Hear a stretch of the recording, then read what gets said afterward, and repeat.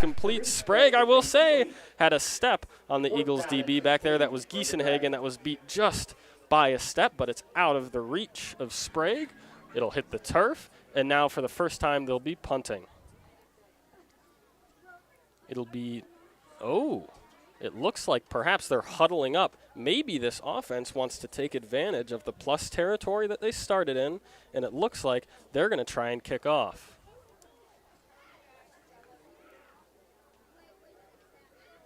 Sorry, not kick off. They're going to go for it. No, now Sprague has dropped back. He's clapping for it. He wants it bad. Did he get it off? No, the snap will not be off in time. Refs wave it off. No, actually, they'll get a timeout off just in time. So the Dragons stare at that play clock, couldn't get it off, take a timeout, nothing, 9:30 remaining, and we're going to step away on 100.3 The Ride.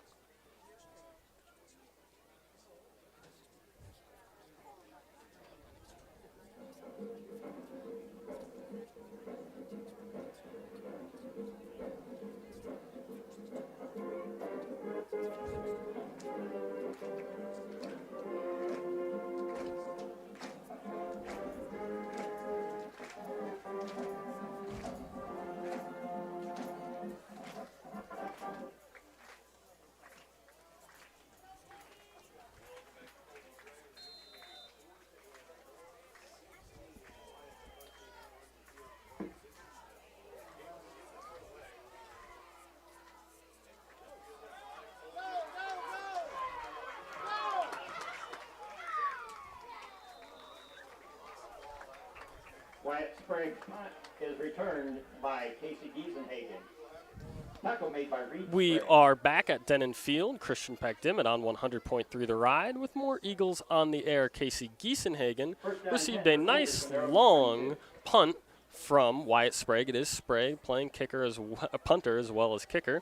Sprague received it about the 5, got it to the 20, met contact, fell out of bounds on that left side on the 21. So the Eagles will have their second time touching the ball now. This time from the 20-yard line. They'll spot him up at the 21. Carroll's in the gun. He's got Betts behind him, 2 to his left. Takes it, the first touch of the day for Betts, the second actually, and he'll fall forward. Same as before. This time, about the same result as the first. He'll get maybe a yard. Yeah, that Dragon defense for the second time has swarmed around Betts. The first time he got it was the first play of the game, and that line that only has about 3 down linemen for the Dragons gathered around him quickly. They did the same just now.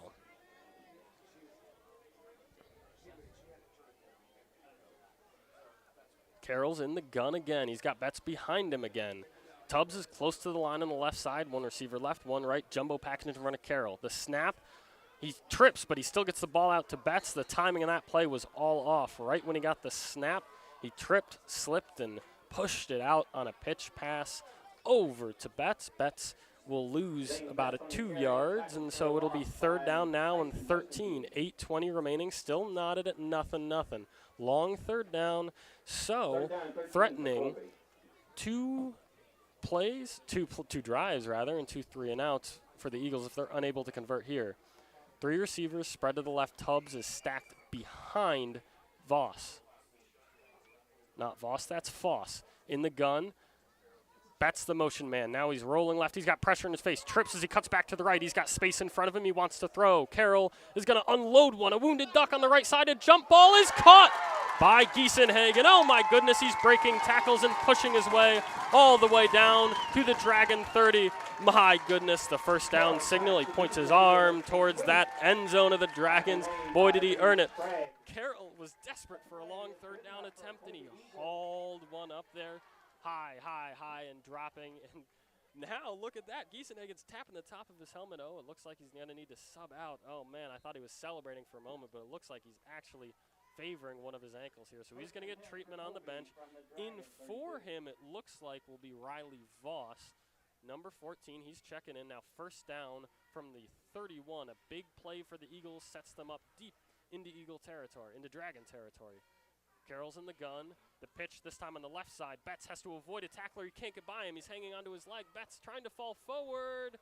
Finally, they'll get him down. Man, he's a tough guy to take down, but he'll lose about 4 yards on that play. The Eagles the Dragons sniffed it out. I got 2 flying mascots today, and I got to keep them in order. That was Cody Maloney playing this kind of hybridish linebacker position for the Dragons. Came down, grabbed Betts, couldn't take him down, but he held onto that ankle for dear life and kept him in time for the Dragons to rally around him. It'll set up 2nd down and 15, still nothing. Just under 7 minutes remaining. 2 receivers left and 2 to the right for Carroll. Betts is behind him in the gun. Carroll yells out the count. Now he's got it. Looking on the middle of the field, he's got his man. It's Tubbs. Tubbs take a hit, bounces off a man, and into the Eagle end zone. A house call for Guy Tubbs, the big man, right up the seam. Carroll finds him, bounces off a tackle. Tubbs just does the rest into the end zone. Give that man 6 points. Now it looks like, oh my goodness, they're going to get the spotter, the holder out there. It looks like for the first time all year, they're going to attempt a true extra point on this. The Eagles strike with 6:28 remaining, 6-0, and now it will be, I think that's right, that is Taden Fiken out there, number 55, wearing black, to attempt the extra point. It'll be his first kick, attempt of any kind. The snap, the hold good, the kick is up and good.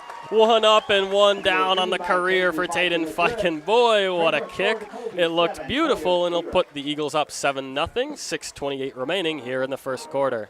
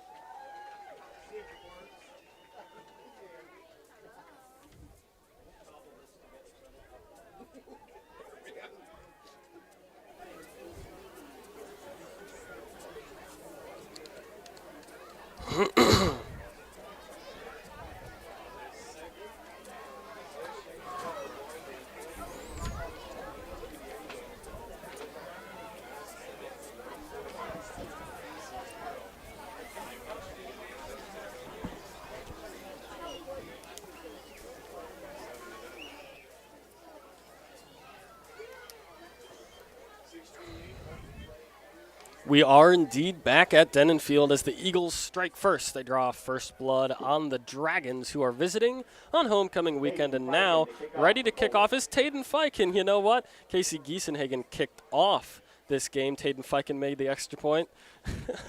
Coach Mosier just said, you know what? You earned this one. He gets to kick off now. 6:28 remaining. Eagles lead 7-0 after a strike up the seam to Guy Tubbs. The run-up. The kick. Oh, it's high, but it's short. And a fair catch is called for and caught at the 34-yard line on that left hash. That, it looks like, was Trey Oakley, the junior. He was one of the up men, so to speak, for the Dragons. And like I said, he caught it at 34, so not the worst thing ever, but clearly it was his first kickoff of the season, so we'll let him break into that position a little bit. He's 1 for 1, though, on the PATs, and look at that. Down in the stands, we've got an Eagle mascot here joining us. Plenty of people in the stands, plenty of Eagles fans joining us for this homecoming game. 6:28 remaining, 7-0 the Eagles lead, but the Dragons will now have their second look at the ball. Their first time was a quick 3-and-out. Sprague's in the gun. He's got a bunch to his left. Low snap, but it's handled. Pressure in his face. He steps out of it. Now more pressure. He's trying to spin away from Eagles. Can he do it? Yes, he can. He gets the pass off. A spiraling ball is out of the outreached arms of a would-be receiver. It looked like that was Cash Weber. Yes, it was. He reached and it went over the top of his hands, and incomplete. Ball hits the dirt. I'll tell you what, Guy Tubbs was there first, and he spun away from him. Then there were 2 more Eagles right in his face. Boy, the elusiveness of this kid just to get that pass off, I'll tell you what. A positive play for the Eagles to force the incompletion, but this kid's something special lining up under center. Now he's in the gun for the Dragons. He's got 3 to his right, and he's got next to him in the backfield, that's Mosentine. Low snap again, but it's handled again. Pointing pressure, and he fires a pass inside. Is it caught? It's low to the turf. We'll wait on the call. They'll say it was caught. And so they'll get about 4 yards out of it. It'll set up a slightly more manageable third down, so it'll be about 3rd and 7 now for these Dragons. First time they touched the ball, a loss of about 4, then a loss of about 2 more, and then incompletion on 3rd down made it a complete 3 and out for the Eagles. Can they do it in back-to-back possessions here to the Dragons? This time Sprague is under center. Mosentine's behind him. The motion man is the brother Sprague. Wyatt takes the snap, rolling right, pressure in his face, his throw on the run. He's got his man for a first down. He's going to fall forward just shy of the 50-yard line. Who was that? That was Trey Oakley. He was the up man that caught the ball on the kickoff, and it looks like Oakley will make a couple of nice plays for these Dragons early in this one. So we'll set up a first down, 5:28 remaining in the first quarter. 7-0 the score on the right hash on the 49-yard line is where the Dragons offense has marched their way up to. Wyatt Sprague is in the gun. His brother, Reed Sprague, is spread out wide. He's one of 3 receivers to the left side. Mosentine, the big pounding back to the right of Sprague. Low and in the dirt, but the snap is picked up. Sprague throws, and he's got his man again. A big play down to the 30 to the 25, and he's going to fall down right there at the 25. Boy, this offense can strike quick, and it can strike strong. Was that Bryson Dirks? Yes, it was. Dirks, an excellent senior receiver here for the Dragons. A big catch and run all the way to the 26, and it's a first down. Under 5 minutes remaining here in the first quarter. Sprague again will go under center. This is the second time that we've seen this. 2 receivers to his left, a jumbo package. To give Mosentine his first touch of the ball game, he'll fall forward for a positive gain, about 4 yards. That'll keep him on schedule. Tyson Mosentine on the carry. 3-3 defense showing here for the Eagles. That means 3 down linemen, 3 linebackers, only 6 in the box. Obviously, you can't defend the run very well, but don't worry, Coach Mosher knows what he's doing. This offense is very pass-heavy. 3 receivers to the left, and also to the left is Mosentine in the gun. Sprague wants it now. He's got it. Drop back, avoids pressure. No, he won't be able to. He lost the football. The ball's on the turf. Who's got it? The jump ball is won by the Eagles. Who is there but Tucker Wark? Man, what a play. Oh, boy. Tucker Wark, the nose guard, falls in on the Tubbs forced fumble, and now it's Eagle football. What a play. Oh, my, the Eagles defense showing up. You'll remember, of course, that they forced a fumble in the first game against Ulysses, and they fell on that one as well. Not only did they force it, but they recovered it. And now the Eagles will set up on the 23-yard line, their own, 4:11 remaining, up 7-0. Kaysen's in the gun. He's got 2. Wark's next to him. Behind him is Betts. The give up the middle to Betts. Pounds into the line. The line is falling. The line is falling backwards. So he'll gain maybe the line of scrimmage. So it'll be 2nd down and 10. And like we've seen him do all game long and all season long, Kaysen Carroll will jog over to Ryan Mosher, get the play call. Now he'll run back to the huddle and have to exchange the play. Man, that's got to be a lot of jogging. Obviously, he's quick. He plays a couple into that read option game. You'll see him run a couple times today, but that's got to be a lot of cardio for Carroll. He's in the gun, that same kind of diamond formation around him. 1 to his left and 1 behind him in the backfield. The snap, the throw on the left side. It's a jump ball for Giesenhagen. Can he get under it? No, he can't. Boy, it was a decent ball, and Giesenhagen was tracking it, but it can be a good ball and still tough to catch as well, and that's what it was. Giesenhagen unable to get under it, so an incompletion on 2nd down will set up 3rd down and 9. They are going to spot Betts a 1-yard gain on that first down run, so that's making it 3rd and 9 instead of 3rd and 10.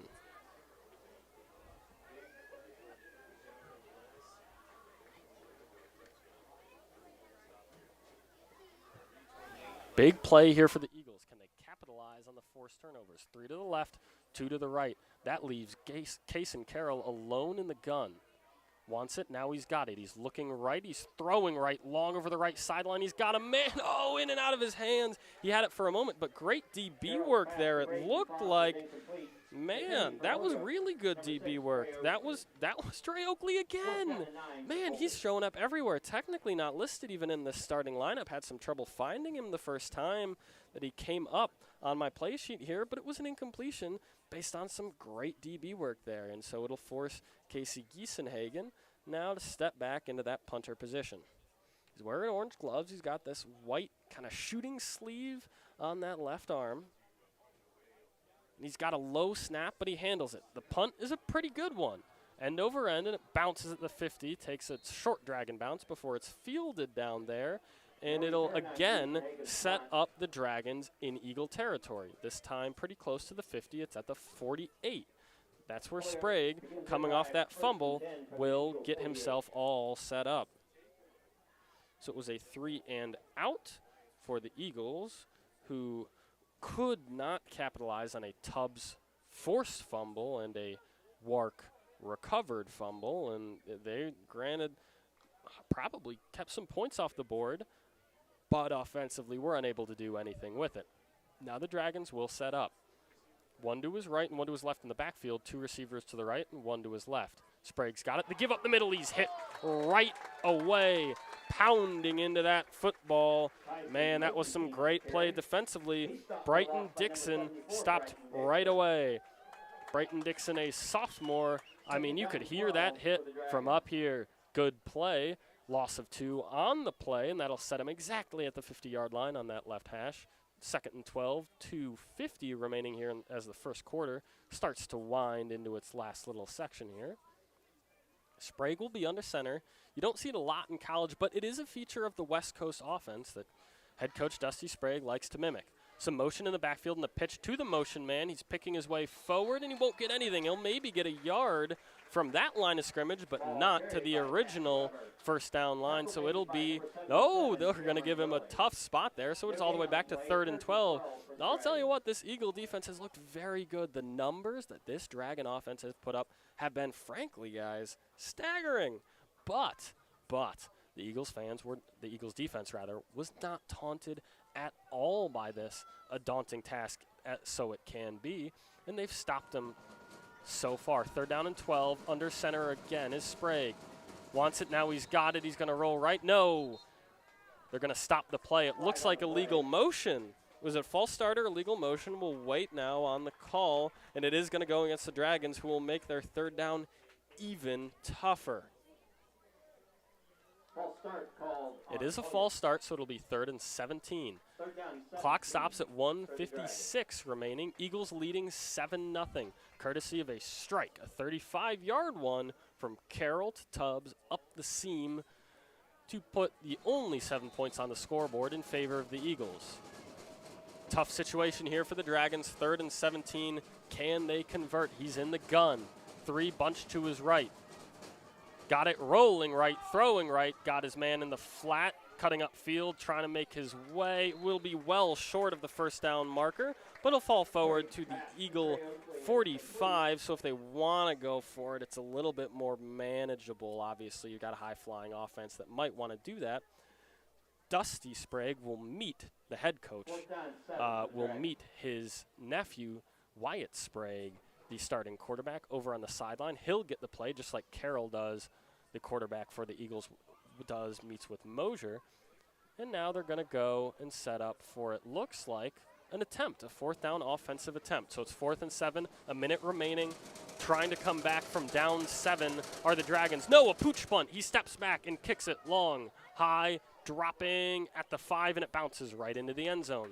That'll force a touchback. We saw Aiden Alvarado, the starting quarterback, an excellent little talented quarterback. He played very well for Ulysses, aside from some mental mistakes. But a lot of what we saw on 4th down was what we call a pooch punt. So he'll line up in this full offensive set. He'll have receivers and running backs and the whole deal. But then the quarterback will take a short step back and kick it from his quarterback position. Obviously, it's tough to do, hard to get it off in time. But if you can, the benefit is there's no returners back because you forced your defenders, in this case the Eagles, to come up and play true defense. They can't afford to have a returner back.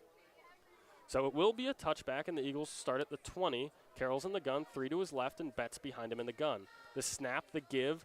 Betts tries the left side. Sprague takes him down. That's Reed Sprague, the junior. Finding him in the backfield, he'll find his way probably back to the line of scrimmage. No, they'll mark him a yard short, 2nd and 11. Loss of about 1 on the play, 2nd and 11 for Colby. 40 seconds remaining here in the first quarter. Eagles lead 7-0, but they do have the ball, courtesy of some great defense by the Eagles, who have started to shut down, at least early, a potent Dragon offense. Carroll gets the play call from Mosier, runs over to the huddle, exchanges it now as we tick down near the end of the first quarter. There's 15 seconds remaining, running clock. Carroll's in the gun. He's got 1 to his left. It's Giesenhagen, 1 to his right. The snap, the pitch on the right side. There's Betts. He's got some space cutting up field. He'll get about 6 out of it, so it'll set up on probably the other half of the first quarter. Yes, it will. The first quarter comes to a close, and so the Eagles will have a 3rd down and about 5 on the other side of the break. You're listening to Eagle Football on 100.3 The Ride.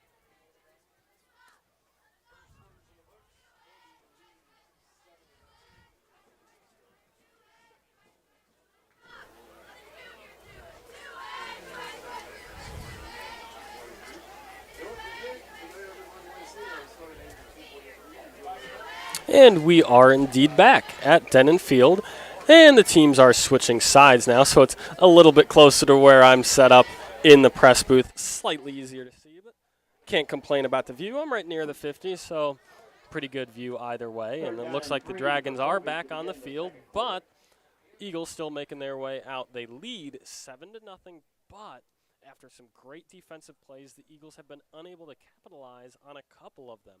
One of them might be coming up right now. They've got a key moment.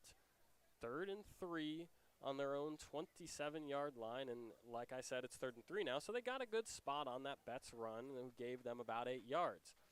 But the crucial play coming up, lined up on the right hash. Now working left to right in front of us. They're wearing black with white lettering. White shirts, green helmets, green pants, and green letters for the visiting Holyoke Dragons, who will be defending and then playing right to left. Betts is in the gun. He's talking to Carroll. One receiver right, and Wark is also out there listed as a fullback, lined up close to that formation, perhaps to chip. Betts gets the ball and pounds his way forward, and he looks like he'll be a little bit short, perhaps 2 full yards. And so that will lead to 4th down, also and short, 4th and about 2. Looks like he gained 1, and so the punt team will come out. Carroll jogs off, and most of the players, Betts jogs off as well. Betts and Carroll, the only difference on that field from the punt crew now. A couple of linemen will come off, and Giesenhagen, like he's been doing most of the year, will be lined up deep as the punter. We'd mentioned it earlier, but the Eagles seem to have found their kicker, at least one that they like, Taden Fiken. Giesenhagen, the punt, long, end over end and dropping. Received at the 40 and taken down right away. I mean, right away. That was Trey Oakley back there who got it and was hit right away. I almost thought, based on the Eagle defenders waiting for him to catch that he would have called a fair catch. Of course, he didn't. Number 14, Riley Voss, in on the tackle for the Eagles. So now the Dragons offense will take over, and we've talked about all of these Spragues. Not only are there the 2 Sprague brothers, Dusty, the head coach, and his brother Aaron, but their father Russ is also an assistant coach on this team. Two of Aaron, the assistant coach Sprague's sons, Wyatt and Reed, are starters on this team. Wyatt plays quarterback and strong safety. Reed plays this kind of cornerback and a wide receiver offensively. Wyatt's got it, the quarterback rolling right, throwing right out of the hands of the brother Sprague we were just talking about. The Sprague connection's been off. That's at least his second, I believe, his third target. That's fallen to the turf. The ball's hit it and nothing doing. So it'll set up now a second down and 10. Sprague does the same thing that Carroll does. Obviously no mics in the helmets for these high school players, so the quarterbacks, instead of getting the call through the helmet, like you see in the pros or in college sometimes, have to jog to the sideline, get the call, and then jog back. Sprague's in the gun, second down and 10, 11 remaining here in the second quarter. Sprague's got it, rolling right, looking, pumps. Now he finally throws again to his brother, and again it falls incomplete. Man, you'd think this brother-brother connection would be red hot. Now, I'll give you, it has been for most of this season and even last year, but been just a touch off. Grant, of course, some great focus from these Eagle defenders that have been right there blanketing the coverage. It forces third down and 10. 3 and outs have come. This will be 1-2, their third 3 and out by the Dragons. Mark that, rather. Yes, their third. And so the Eagle defense, who have faced a tough task coming in today, speedy receivers on the side and a talented quarterback under center, have held their own. Sprague's in the gun on third down and 10. You can hear the Eagles fans getting loud. Now there will be a stoppage of play. Is it a timeout? Yes, it is. It'll be a timeout called by the Dragons. So at 11:05 here in the second quarter, we're actually going to stay right here. The Eagles lead 7-0, so that's their second timeout called by the Dragons. That leaves them 1 for the rest of the first half. The Eagles, on the other hand, have not used up one of their 3 timeouts yet. So it's interesting. I've mentioned a couple times that the Eagles are playing a 3-3-5 defense. Now, the football aficionados, of course, know what that means, but as I talk to the rest of the Eagles fans, bear with me here. The 3-3-5 features 3 down linemen right up on the line of scrimmage, 3 linebackers also close to the formation. And it's also called a nickel because nickel, of course, 5 cents. You got 5 defensive backs back there. With 5 DBs, you can play very well against the pass, and that's, of course, what it's been doing. Coach Ryan Mosier making that choice was, of course, a good one. It's really worked out for him. But, of course, what it does is it makes it tougher to defend the run as opposed to their 4-4 or even front defense, which is the other staple of these Colby Eagles. That's what we saw them play against Ulysses in their first game. The 4-4 even front stacks 8 of the 11 defensive players in the box, so obviously it's going to be much tougher to run, and the Tigers just about did nothing but run, so it worked perfectly for them. And Ryan Mosier in his first year as head coach shows a little bit of flexibility, works that 3-3-5. They played it at the Jubilee. They played both 3-3-5 and they stepped into an even front. So far this season, it looks like both of those formations have worked out for them. Now the timeout looks to have been timed out. So we'll be third down and 10. 11:05 remaining. The Eagles lead 7-0. Sprague's in the gun. He's got 3 speedy receivers split to his right. Mosentine is next to him in the gun. Eagles fans get loud again. Sprague claps. Now he's got it. Pressure is picked up. Long throw on the left side. He's got his man. It's Sprague finally. He goes down to the Eagle 35, a big play of about 35 yards actually. And so we'll set up a first down again into Dragon territory. That Sprague connection's been a little bit off, a little bit disconnected, but not so. Now tempo to the line. Sprague throws, intercepted. There's Zane Betts. He's got it and he's running it back. He's got a convoy with him and they take him down at the 45. What a play. Instinct, and the ball just fell right into his hands as Betts dropped back there. The running back and middle linebacker makes that middle linebacker spot. You know, he hasn't been too effective as a runner, but I'll tell you what, made a big impact on the game right there, right as the Dragons got a big play in the passing game. Sprague to Sprague finally got working. Zane Betts says, no, I'll take that one, and I'll set up the Eagles in good territory here at their own 45. 10:46 remaining. They lead 7-0. Formation is tight around Carroll. Wants it. Now he's got it. Dropping. He's got plenty of time in the pocket. Now he throws. He's got his man Giesenhagen hit right away. And there's dirty laundry on the field. Giesenhagen's taken down for a gain of about 2. But, of course, it will wait on this play. It was thrown during the play, so it'll be a during the play penalty. Oh, there's an Eagle down right around the 50 on the hash mark, and he's still down. Is that? I don't want to say anything before we know who it is, but it looks like it's Tucker Wark, who's been having a solid game, good pressures up the middle, and now all the Eagles go down to one knee for their fallen teammate, who's laying now on his back as the coaches come around him. He recovered a fumble in the first quarter that stopped the Dragons when they were right near scoring territory.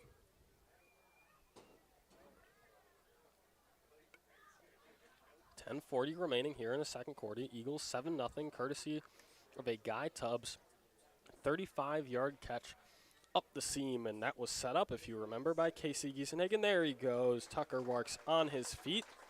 It is number 5, Tucker Wark, the senior nose guard as well as fullback offensively. He's got his helmet off and a hand on his hips. He looks to be walking around just fine. And a personal foul, and Dragons maybe on that hit that caused that. It looks like right as he fell during the play, the flag was thrown, but we're a little bit unsure of that, so we don't know. Wark is going to the sideline. He definitely looks a little shaken up. He was laying on his back, took him a minute to get up, but of course we hope that he's all right. Our thoughts and prayers go out to Tucker Wark. The Eagles will have now a first down because of that, and it should be 15 yards, correct? Now they're moving it.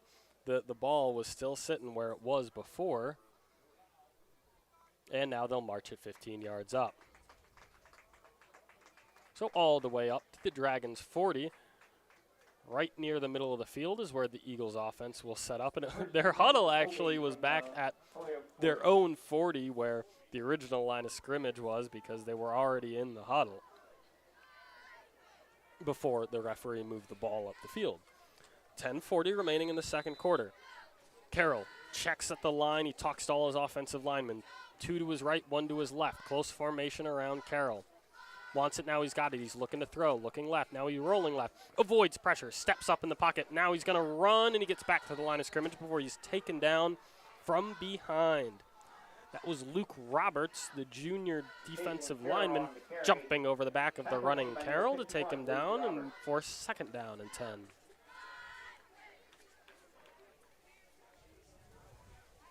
Second and 10 for Colby. The Eagles on the Dragons' 40 looking to capitalize off of a Betts interception. The Eagles had forced a turnover earlier in this game in the first quarter. It was a Guy Tubbs forced fumble and a Tucker Wark picked up fumble that the Eagles then just went 3 and out with. Couldn't do a whole lot with it, but now they're moving the ball. Case and Carroll is going to call a timeout at the line, and we're going to step away for a quick break. 9:44 remaining. Eagles lead 7-0 here in the second quarter.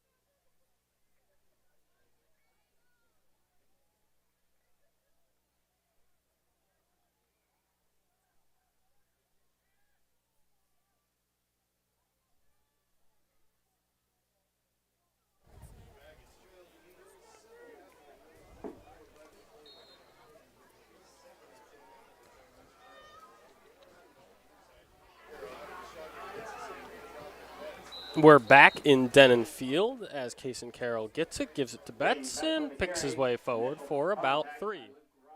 9:33 remaining here in the second quarter. 3rd down and 9, and the Eagles are up by 7 and with the ball. But aside from that touchdown drive, since then have yet to pick up a 1st down. In that time, they forced a turnover here, this Betts interception, and are now hoping to get something out of it. They're on the 38 of the Dragons. 3rd down and 8. Carroll's in the gun. 2 receivers, 2 to his right and 2 to his left. Behind him is Betts. Wants it now, he's got it. Fakes the give to Betts, now throws long over the left side. He's got a man under the ball, and it's knocked away. What a great defensive play back there. And it looks like that was Bryson Dirks. Yes, it was. It was Bryson Dirks. Plays wide receiver for the Dragons, and now he steps back as a cornerback. He had an interception and a fumble recovery, as well as 51 total tackles as a junior last year. Now he's a senior and comes up and makes a great play. I'll tell you what, Giesenhagen was open for a moment again, and of course that's what Carroll saw, but couldn't get it to him in time. A good defensive play there by Dirks. 4th down and 8. Under 9 minutes in the 2nd quarter, and quickly the line go the Eagles. They're going to go for it. 3, 2. Can they get it off in the play clock? Yes, they can. Carroll's got it. Stepping up, pressure in his face, avoids the pressure. Now he's going to run for it. He's got space in front of him. Can he get to the line? No, he can't. Oh, no, a great tackle there. Coming from the secondary goes the Eagles. Just about a yard short, fully a yard short, but a great run there of about 7 yards there from Case and Carroll, and it'll turn the ball over on downs and give it over to the Eagles. From their own 31-yard line. So the Dragons came into today with only 1 turnover committed. It was an interception thrown by quarterback Wyatt Sprague in that first game, the game that they played Strasburg. However, haven't turned it over since. Now they've committed 2 in just the first half of this ball game. And believe me, folks, there's plenty of game left to play. 8:56 remaining. Dragons down by 7, but they've got the ball. Sprague is going to cut it up the middle on a read option, and he'll gain about 7 out of it.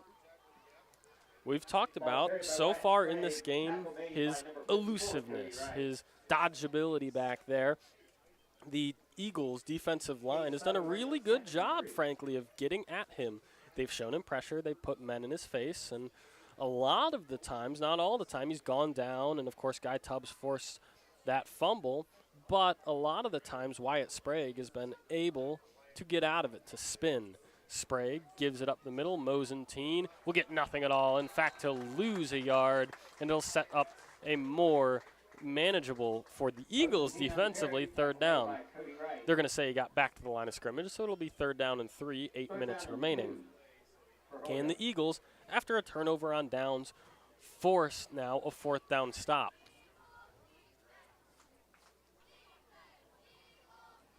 Eagles, despite forcing 2 turnovers so far in this game, great job by their defense. Offense hasn't been able to pick up that slack. They're up 7-0, but haven't capitalized on either of those drives. Sprague's got it, fakes it, now he gives it up the middle, falling forward, and it looks like he'll get just enough. That was Mosentine again. Tyson Mosentine gets about 3.5 when they needed 3. So it'll bring it up all the way to the 44-yard line. 1st down for the Dragons on their own 44. Tyson Mosentine, you'll remember, Eagles fans, when these two teams met in Holyoke last year, rushed for over 100 yards. His only 100-yard plus game all season long, and Colby fans know it didn't come at the right time. Sprague was in the gun. Low snap is handled.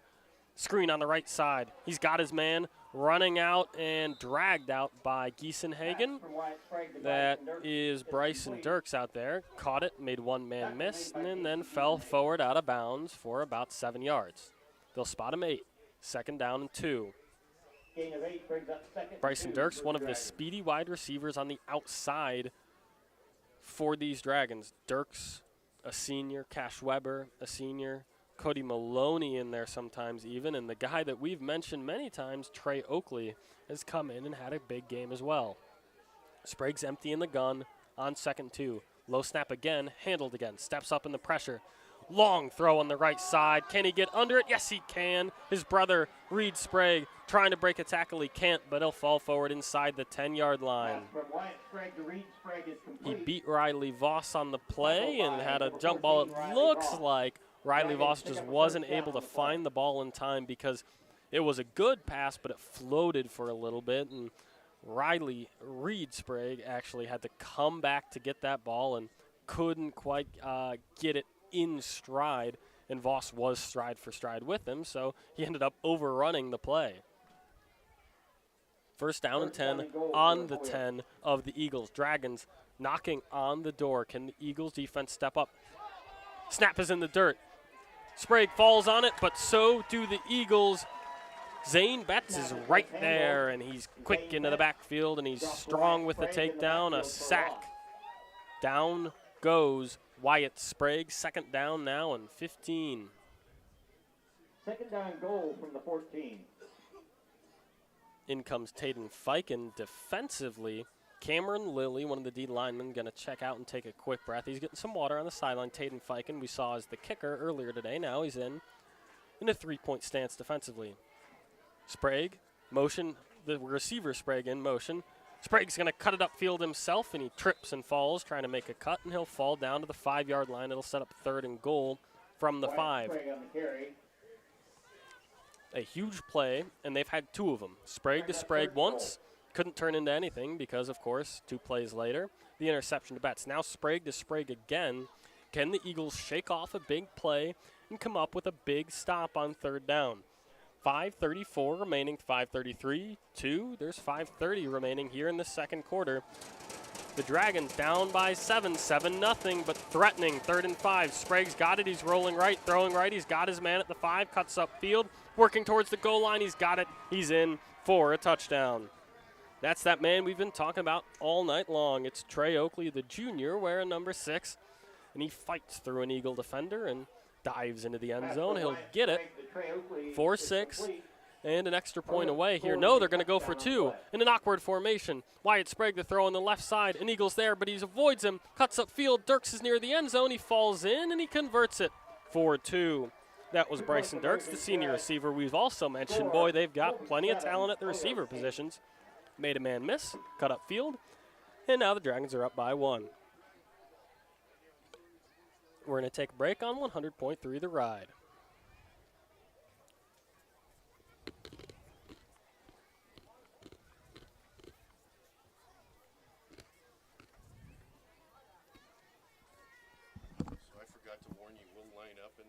Yeah, if you guys don't adjust, we'll do that every time. But if they do, they'll shift and actually kick an extra point. Oh, really? Okay.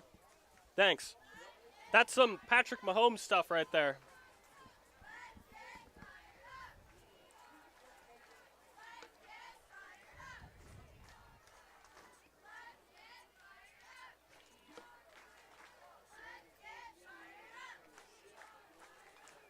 Bank service and big bank features.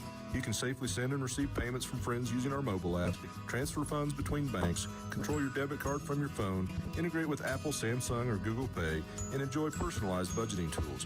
Visit WSBKS.com to learn more and open an account online. Western State Bank, member FDIC. We're back with more Eagles on the Air. We are indeed back at Dennen Field as they're ready to kick off. Wyatt Sprague just threw a touchdown and a 2-point conversion.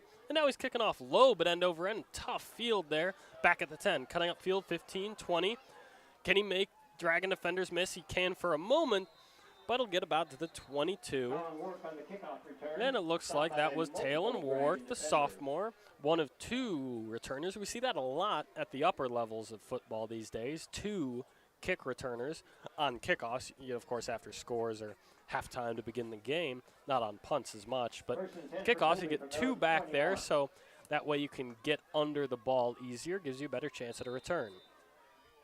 5:10 remaining, 8-7 now. Your Eagles are down by 1. In the gun is Carroll to give up the middle. Betts tries to bounce it outside, now back inside. Man, these Dragon defenders are swarming. They only have 3 defensive down linemen, but, man, they're playing well. They're swarming to the ball quickly. Initial contact by number 77, Hudson Kellner. So it'll set up second down and 10. Betts, with that jump cut, was able to find himself back at the line of scrimmage, so a good job by the senior tailback. They've largely shut him down today, but he made his impact defensively with an interception earlier in the second quarter. He's split out wide next to Giesenhagen on the right side. Now Work's going to join him. 3 on the right side, 2 on the left, an empty gun for Carroll. 2nd down and 10, 4:30 remaining. Carroll got it. Quick throw, Giesenhagen, right through his hands. He's going to want that one back. And, I'll tell you what, I think that's one of those where you're almost thinking about running it. It's a wide receiver screen, so it's a quick throw, and the other receivers lined up there next to you are going to go out and block, and so you think, I got to turn upfield quickly. I got to run it down, and, he started thinking about that part of the play before the catch part of the play and wasn't able to complete that first part. 3rd down and 10 now. Carroll's in the gun. 1 to his left is Giesenhagen alone. 2 to his right, behind him Betts. Got it, looking, pressure picked up momentarily. Now Carroll has to avoid, and he can't. Going to go down for a loss way back at the 8-yard line, and that's going to force a long punt from the Eagles. Number 4, Tyson Mosentine, and number 75, Irving Dominguez.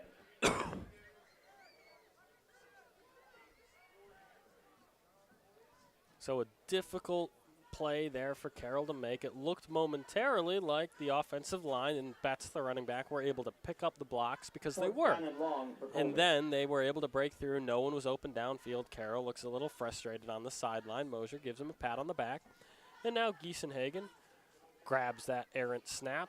End over end, high and dropping on the right side. Received by Sprague. It's Reed Sprague. Cuts upfield, runs into his own man. Oh, you hate to see that one. He had green in front of him, but the green in front of him was the green of his friend's jersey. Ran right into it, fell down. Yeah, even the PA announcer says ran into his own guy, so it'll be the 21-yard line. And I'm not saying he was going to bring that thing to the house, but he had some space in front of him to work with. So now, Reed Sprague, after a good return that, of course, could have been a little bit better, will line up as a wide receiver. 3:37 now into the waning moments of the first half. It's 7-8. The Dragons, after scoring and picking up that 2-point conversion to grab the lead, have the ball deep in Colby territory. The snap, the look, rolling, a firing laser into the dirt. Looked like his man was well covered but had an inside position, a shot at it, but Sprague just put that one in the dirt. It'll set up now 2nd down and 10. Clock stops at 3:33 remaining. We talked about how talented these receivers are, and Colby fans will well remember. Not only did Tyson Mosentine, the RB1, have 100 yards last season against the Eagles, but Cash Weber, their wide receiver 1, 8 catches, 120, and 3 touchdowns. Bryson Dirks, 3 for 86, 2 touchdowns. Sprague wants it now. He's got it. Looking, throwing, left side, bouncing ball in the air. It's a jump ball. The Eagles are there. The Dragons are there. Who's got it? It's the Eagles.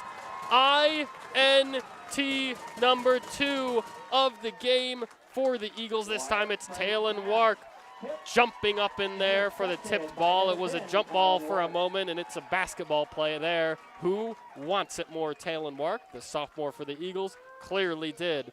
And for the 3rd time today, the Dragons have threatened in the red zone, and for the 2nd time today, the Eagles have been able to sniff it out and force a turnover. Man, TOs are killing the Dragons. They are, however, setting up with their heels in the goal line. They're on the right hash on the 10-yard line with 3:26 remaining, down 7-8, and they needed that one. The tough punt there from Giesenhagen, who, of course, was punting from his own end zone, so a difficult position already, kind of came sideways off his foot. A little bit of a rattly, waffly ball, and it gave good position after the good return from the Dragons, but Eagles shut that down. Kayson's got an I formation behind him, and he's in the gun. First time we've seen that today, and now a timeout.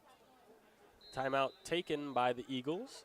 Stop the clock at 3:26. Eagles down 7-8. You're listening to Eagle Football, Eagles on the Air, on 100.3 The Ride. This is Christian Peck Dimmitt here with you, calling our 2nd game of the season. And for the first time today, or the first time this season, of course, we've got homecoming, and it's the 2nd time that we have an early homecoming. 2 times in 2 years, an early one, the 2nd home game of the season here against the Holyoke Dragons, and one of the candidates for homecoming king is Zane Betts, the star tailback for the Eagles, who was an All-State honorable mention last year. He had 149 rushing yards in Game 1 against Ulysses.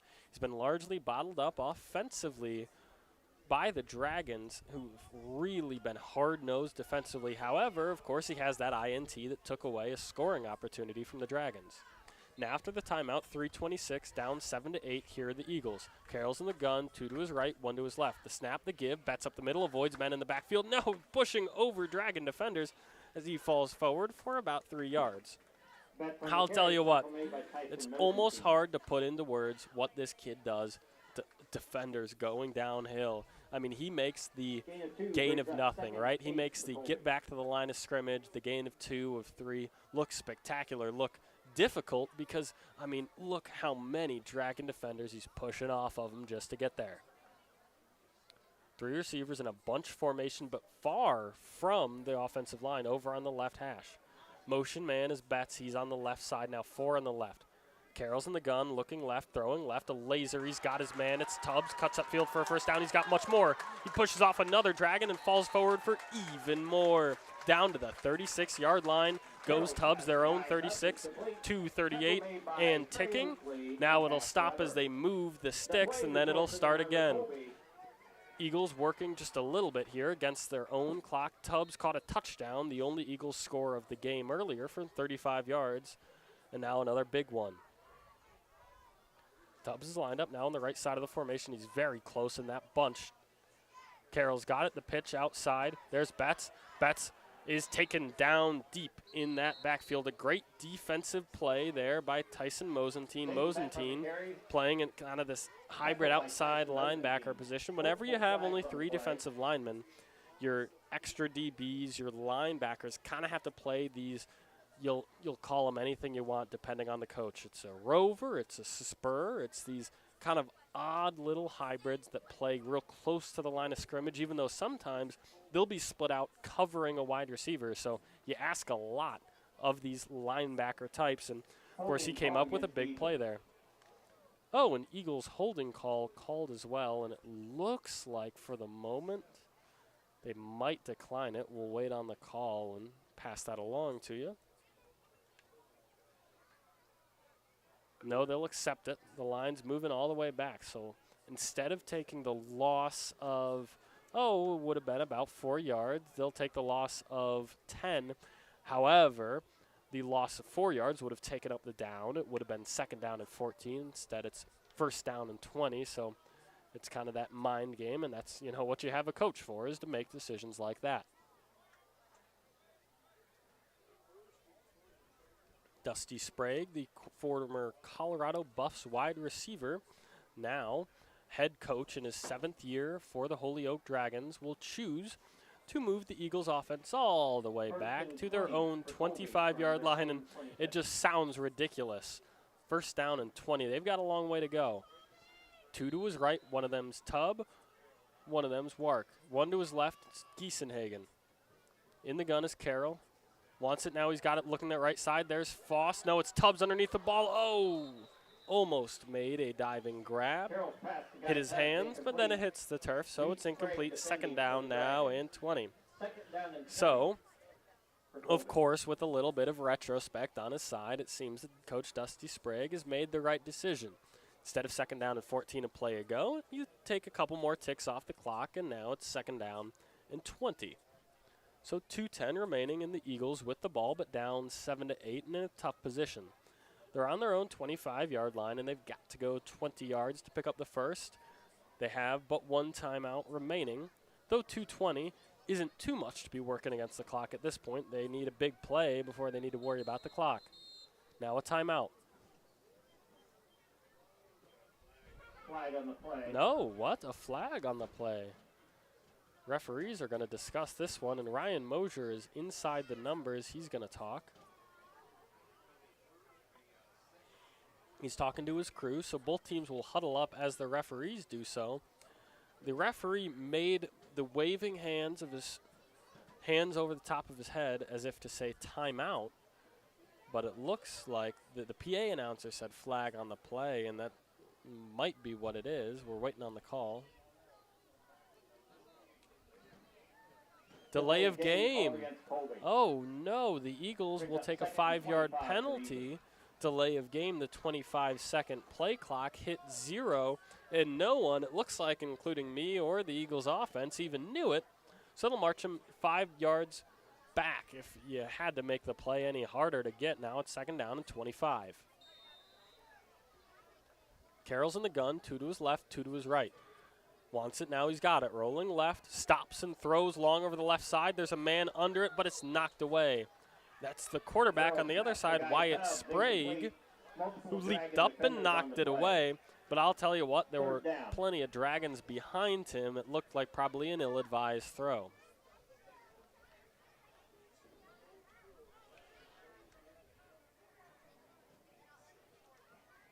Looks like Coach Ryan Mosier was pointing to Casey Giesenhagen, who was all the way on the other side of the field, as if to say, yeah, that was probably where you should have thrown the ball. And remember, you've got a first-year starter in his 2nd game as the starter under center for the Eagles. And he's got some, made some great plays, but he's got some learning and growing to do as well. Now we'll take it in the pitch on the right side. There's Betts trying to stretch the play out, and the Dragons stretch it even further. Man, these defenders for the Dragons have looked so good. Luke Roberts was there, the junior. He's been flying across the field. Hasn't always actually been the one getting the tackle, but he's provided good pressure. And that'll be now a long 3rd down. 3rd down and 25, 1:56 remaining, and the Eagles will take their final timeout. We've mentioned it a couple times, but the Eagles have self-inflicted on this drive. First, it was the offensive holding that marched them 10 yards back. Then, the delay of game that really no one even saw coming. I think it was because the refs were a little bit confused. We talked about how long it took them to kind of make that call. They weren't even really sure.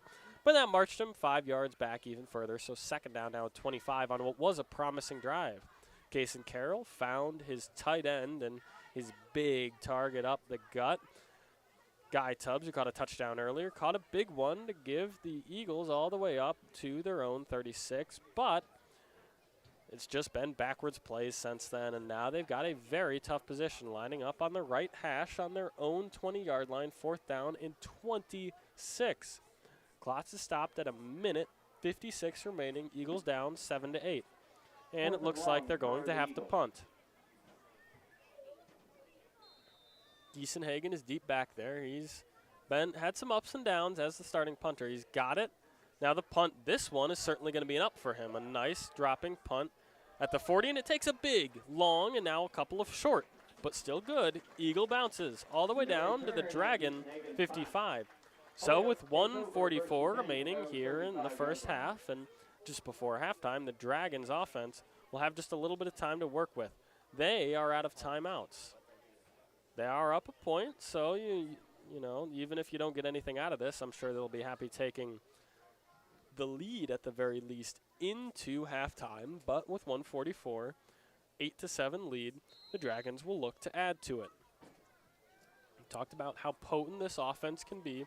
Can they show it in the 2-minute drill? Sprague's alone in the gun, wants it. Now he's got it, a long throw on the right side. He's got a cannon of an arm, and he's got his man. Reed Sprague, his brother, an ankle tackle. He steps out of it, and he's going to go all the way. 65 yards, mark it on play number 1. The Eagles did that a couple of times last week, scoring on the first play of a drive, but the Dragons give them a taste of their own medicine.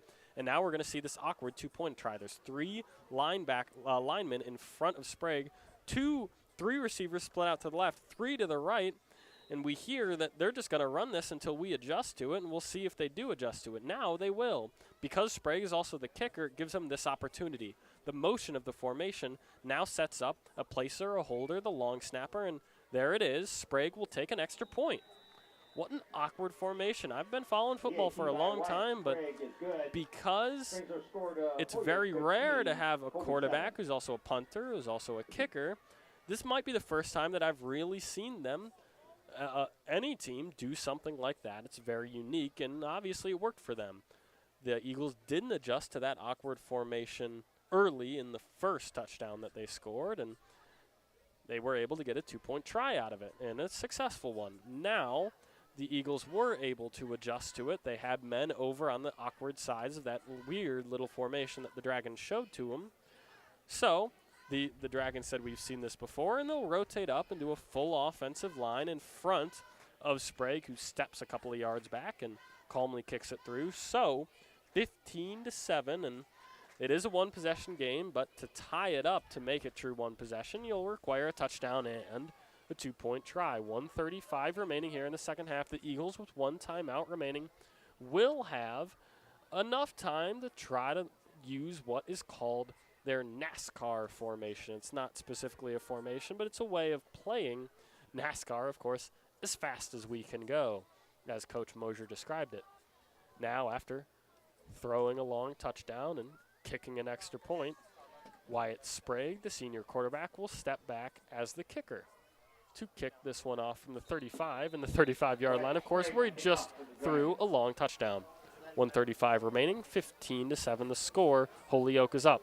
Ooh, man, that's a boot. End over end, and at the goal line, it's picked up, making cut up field and running right into Dragons. Boy, their special teams has been solid all game long, and that will be Foss falling down at the 15. Foss, the junior, has a great game against Ulysses under his belt in game one, scoring a couple of touchdowns, one from 30 and one from 5. However, he's been ultimately silenced so far this game, hasn't been able to do much. Neither, frankly, has a lot of this Eagle offense outside of their one touchdown drive that looked very good. It's been the defense that's been shining up until, of course, this last drive for the Eagles. 1:29 in timeout. That's what the Eagles have to work with. Can they get into the end zone with this, or points at the very least? Carroll's in the gun, 3 to his right. Wants it now. He's got it. A short throw on the right side is hit right away. The ball's on the turf. They're going to say incomplete, no fumble. Giesenhagen caught it and dropped it right away with a big hit. Second and 10. Down to 1:26 remaining, second down and 10. Eagles down by a score. They tried that play, a similar one at least, earlier in this ball game, and Giesenhagen dropped it. And this one, of course, he got knocked out of his hands by a strong Dragon defender, and they've been swarming everywhere. The Eagles' offense, it seems, have been playing pretty good, but the Dragons are right there to match him. Fakes to give up the middle. Oh, no, tripped by his own man. Kason Carroll will go down. It looks, at least from the booth up here, that Cody Wright got his foot caught with Kason Carroll, and they both hit the turf, and down goes Carroll behind the line. Third down and 12. Now with about 65 seconds remaining and ticking. 7-15, Carroll's in the gun. Do you eat this one? Do you say we're going to run it and let the game clock hit 0? In the first half, of course. We'll find out. Does Ryan Mosier want more, or at least a chance at it? In the gun with Betts behind him, one to the right, one to the left. A jumbo package would perhaps suggest run. That's what it will be. Betts up the gut, and, man, he's grabbed right away and thrown down. 40 seconds and ticking. And it looks like the game and play clock will line up just so that they won't have to run another play. I think they will, just to make sure that it hits 0 and they don't have to run another one or take a delay of game. But the Eagles, complacent to just sit on this one, say, all right, 7-15, it's a one-score game. We'll take that into halftime. 15 seconds and ticking remaining here in the first half. Eagles huddled up, but, man, it's so close, the game and the shot clock, the game and the play clock. Ticking, 2 and 1, and it looks like the play clock went off just before the game clocks. What will the refs do? Will they let it hit the end of the half? And that's what they will do. So at the end of the half, it's 7 for your Colby Eagles and 15 for the visitors.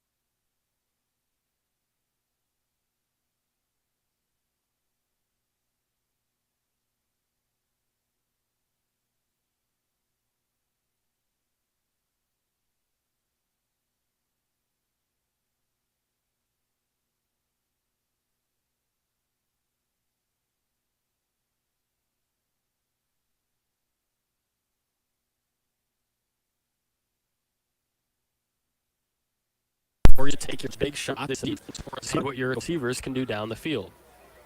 And so now we're just seconds from kickoff. The last 10 are kicking off of the scoreboard as we prepare for the second half. The Eagles are down 7-15 on Slay the Dragon. Homecoming Friday in to visit are the Holyoke Dragons.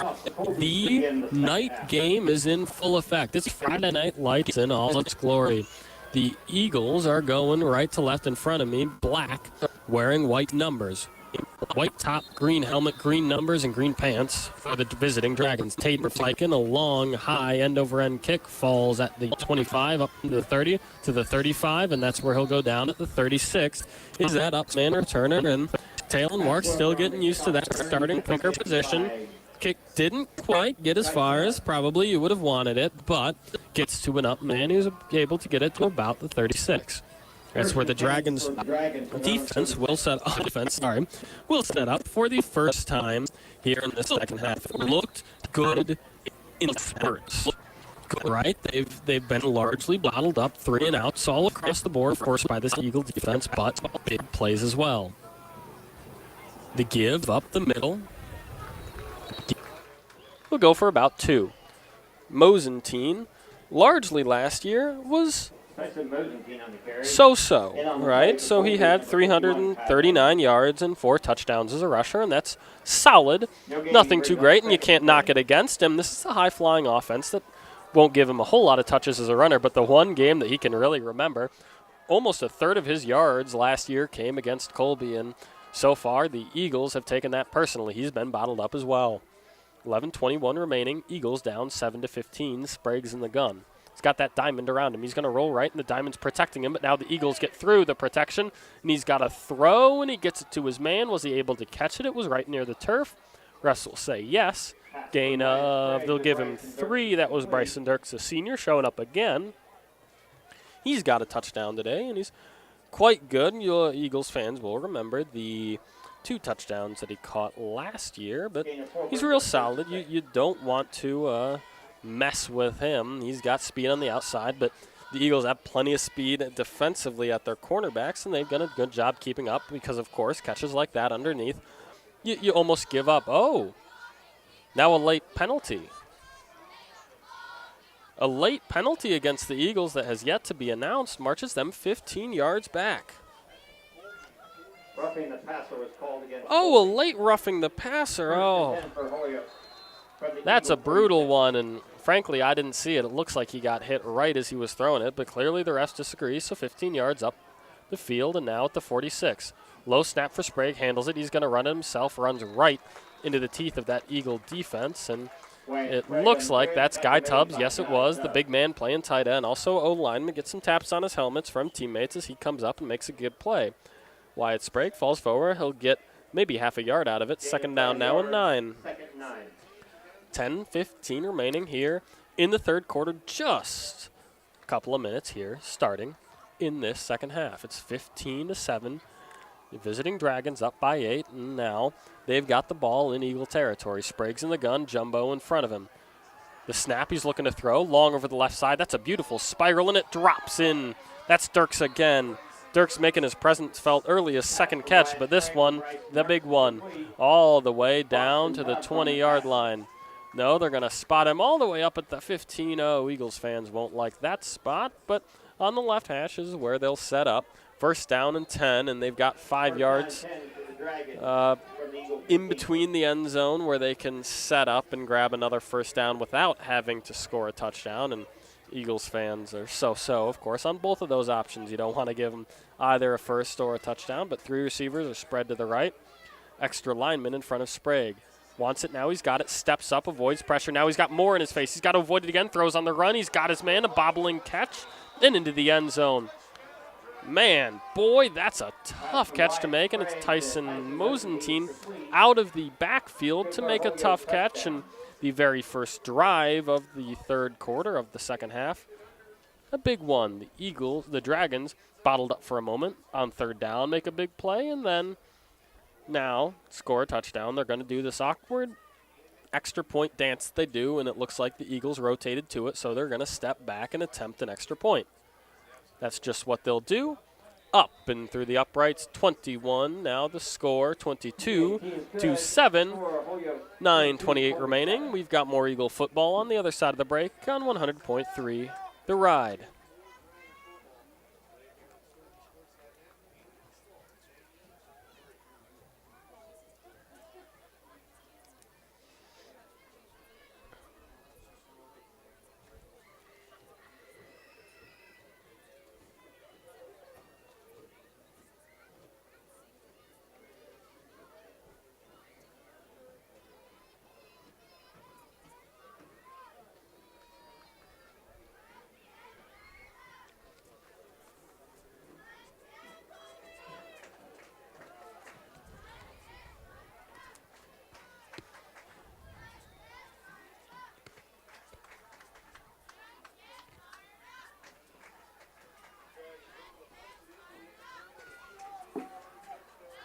Brent Sprague to kick off for the Dragons.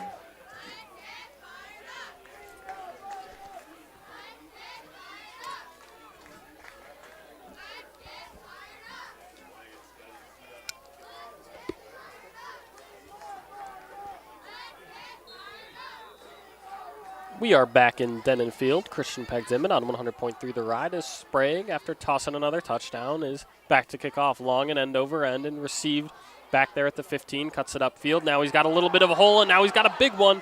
There's Foss, and finally he's dragged down, and it'll be a late face mask tackle. It looks like it's Sprague, the kicker, the quarterback, the punter, and now the penalty committer.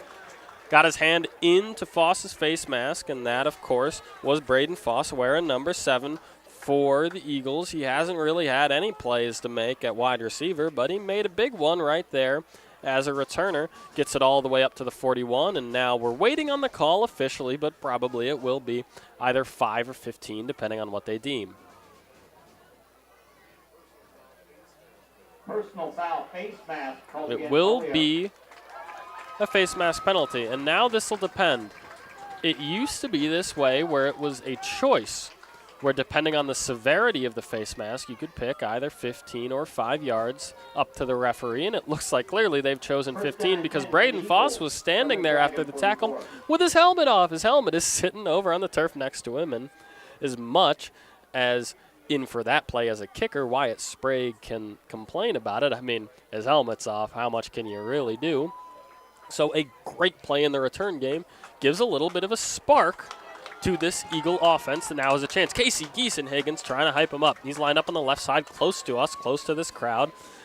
Hands up into the air. He's trying to get some cheering out of this Eagle crowd that just got deflated with a big play from the Dragons to put them up 2 scores. 9:21 remaining. Carroll's in the gun. Wants it now. He's got it. Bets up the middle. Is hit immediately. Man, they've been everywhere. Tyson Mosentine just got a touchdown now as a linebacker. He's into the backfield and grabs Betts and takes him down for a loss of 2. Man, I mean, I've never seen Betts get tackled around like this. And he's making great plays. He's running just as well as he has anytime you see what Betts, and you know what a great player he is, but he's had so many people to avoid in the backfield. Now in the gun with Betts next to him, and Wark to the right of him is Carroll. The snap, the give again. Oh, fumbled on the exchange. Betts is able to fall on it, so it'll stay Eagle football, but a loss of 5 and a disastrous play. 3rd down and 15, 8:30 remaining here, 7-22, and the Eagles in a dire situation after a big play, a lot on the shoulders of this offense, suddenly finding themselves down by 2 scores.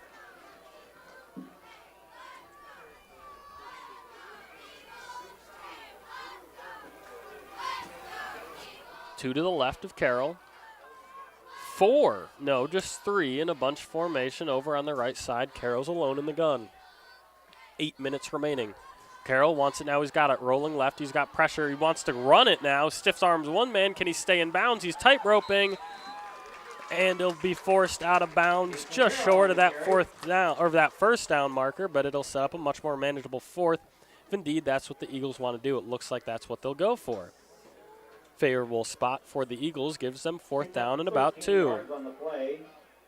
Brings up 4th and 3 for the Eagles. I'll tell you what, From my vantage point up here, I thought that Carroll wasn't going to be able to stay in bounds, but what a great job. Use that body control, elusiveness to not only avoid tacklers, but stay in bounds as well. 4th down and 2 and a big play for the Eagles. Carroll wants it now. He's got it to give. Bats on the right side. He's tackled right away, but he spins out of it and falls forward. He'll be right near the line. Oh, no, this will depend right on the spot. He's right there. Will they give it to him? No. Oh, they won't. Just inches behind that 1st down marker, so it'll cause a 4th down turnover on downs. The second of the Eagles committed on this game, and so it'll be Dragon football. They're setting up at their own 35-yard line. They just scored, and now you got to give this offense something you don't want to do. That's a hot offense. Give that ball right back to them. So now it's Dragons football. They're up 2 scores and a chance to add a third, and the Eagles defense in a big spot. Sprague got his man over the middle. Catch and run. He's got 15. Now he's got 20 to the 40 to the 45. Down to the 35-yard line of the Eagles, and that's where they'll take him down.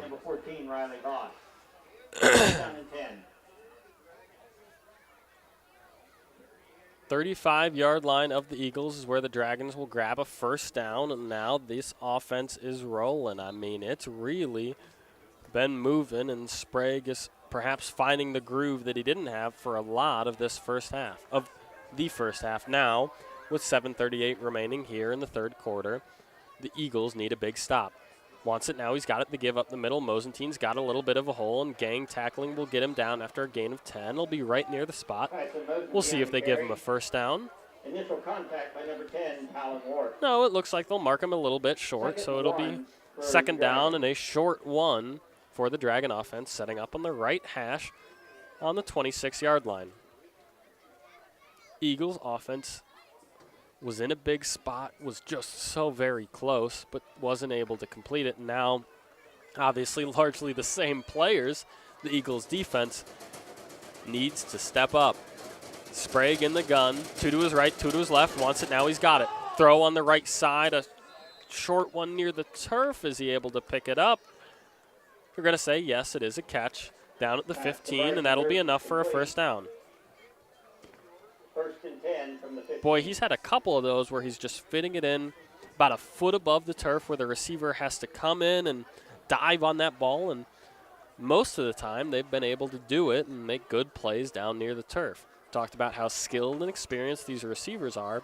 All of them were starters when the Holyoke played Colby last year, and now coming back to bite him once again. 22-7. Sprague, they give up the middle. Mosentine's got a big hole. Can the Eagles gang tackle him? They will, and it'll be right near the end zone. It'll depend on the spot. He's right near that goal line. Ball carried by Mosentine. They'll mark him down at the 2-yard line. 1st down and 2, and the Dragons offense will set up right there. On the opposing 2-yard line with 6:25 remaining, this Eagles offense has been on its heels since the kickoff of the 2nd half. Night game in full effect. Lights on all around us, and it's now below 80 degrees out here. Sprague wants it now. He's got it, a low snap handled. Mosentine dancing along the left side, and a good tackle to hold him short of that goal line. Mosentine's a big punishing back. He's strong when he runs downhill. But these Eagle defenders, even with that 335 defense, obviously they're in a goal line formation now, has been very strong. They've come downhill just as well.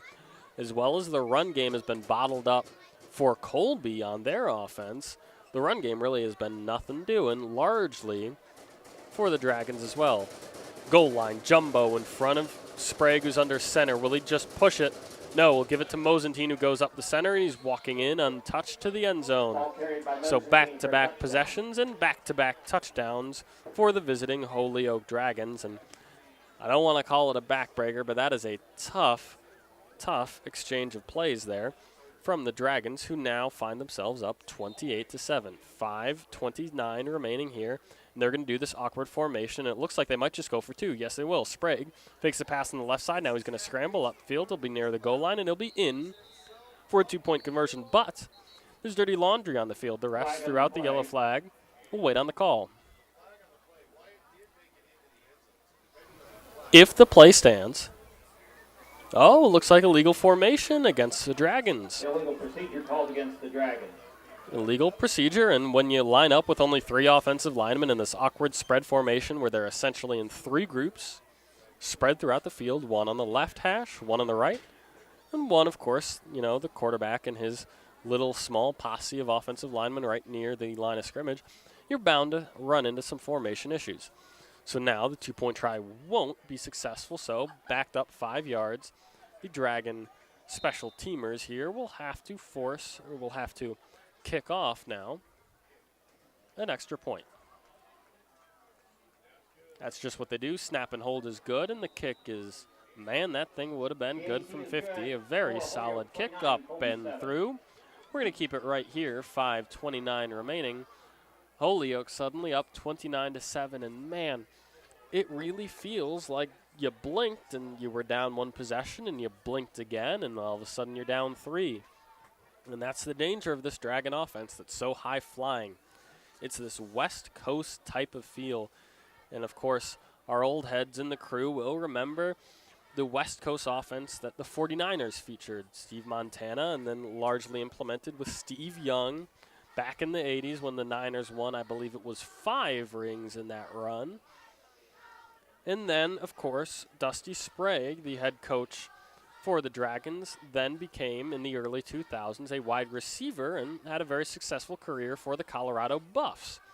And so he said that from the Niners and then, of course, playing for Colorado and coaching, he coached wide receivers at CSU Pueblo, he kind of cobbled together this high school version of what is a West Coast offense, largely known for its for its little phrase, touchdown or check down. And we've seen a lot of that, big plays over the top and 3 and outs, and not a lot in between other than the turnovers forced by the Eagle defense. So now up 29-7, it looks like this West Coast offense has been working for the Dragons, and the Eagles looking for a spark. Sprague, after throwing a couple touchdowns, will kick off again. This one, another great kick. All the way down, grabbed it, looks like by Talon Wark. Talon Wark up to the 10, and he's tackled. No, he gets out of it. Now he's getting tackled all the way up to the 16, and a lot of that running. There was a lot of it from Talon Wark, but a lot of it was this lateral type of movement, and so he didn't gain all that many plays, but there is dirty laundry on the field. We'll wait on that one. Looks like the Dragon defense, is already backing up, perhaps knowing that it's against them. And it's a personal foul, and it is against the Dragons. And so, yeah, they'll march 15 yards up, and a spark. They'll need more than that down 3 possessions, but it's a nice start, 15-plus yards. And you'll remember that after a nice little return 1 drive ago, the Eagles also had 15 yards to give themselves, up 15, and they weren't able to do a whole lot with that. So now let's see if the Eagles can take advantage of this one. Giesenhagen out to the left. That's Foss, Tubbs, and Tucker Wark spread out to the right for Carroll. Behind him in the gun, that's Betts. 5:22 remaining. Holyoke up 29-7. Eagles facing a tall task here on Homecoming Friday. Kayson's in the gun. Now the referee says you can go, and they'll get all lined up. Carroll leans in, now he motions. Betts behind him is on the right side. Carroll wants it, now he's got it to throw on the left side. Giesenhagen one-on-one coverage. Can he come down with it? No.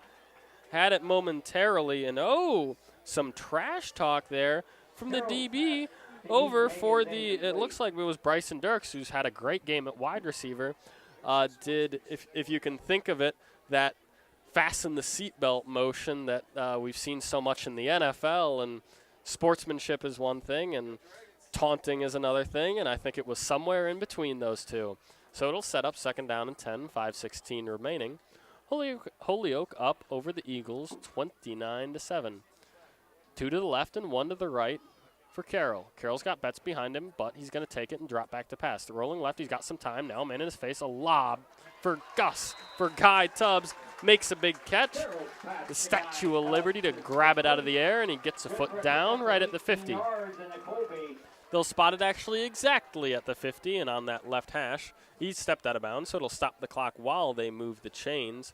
5:10 remaining here in this third quarter, 29-7. We talked about the spark, and down 3 scores, you almost need multiple sparks, and you need to start a whole fire to get this thing going.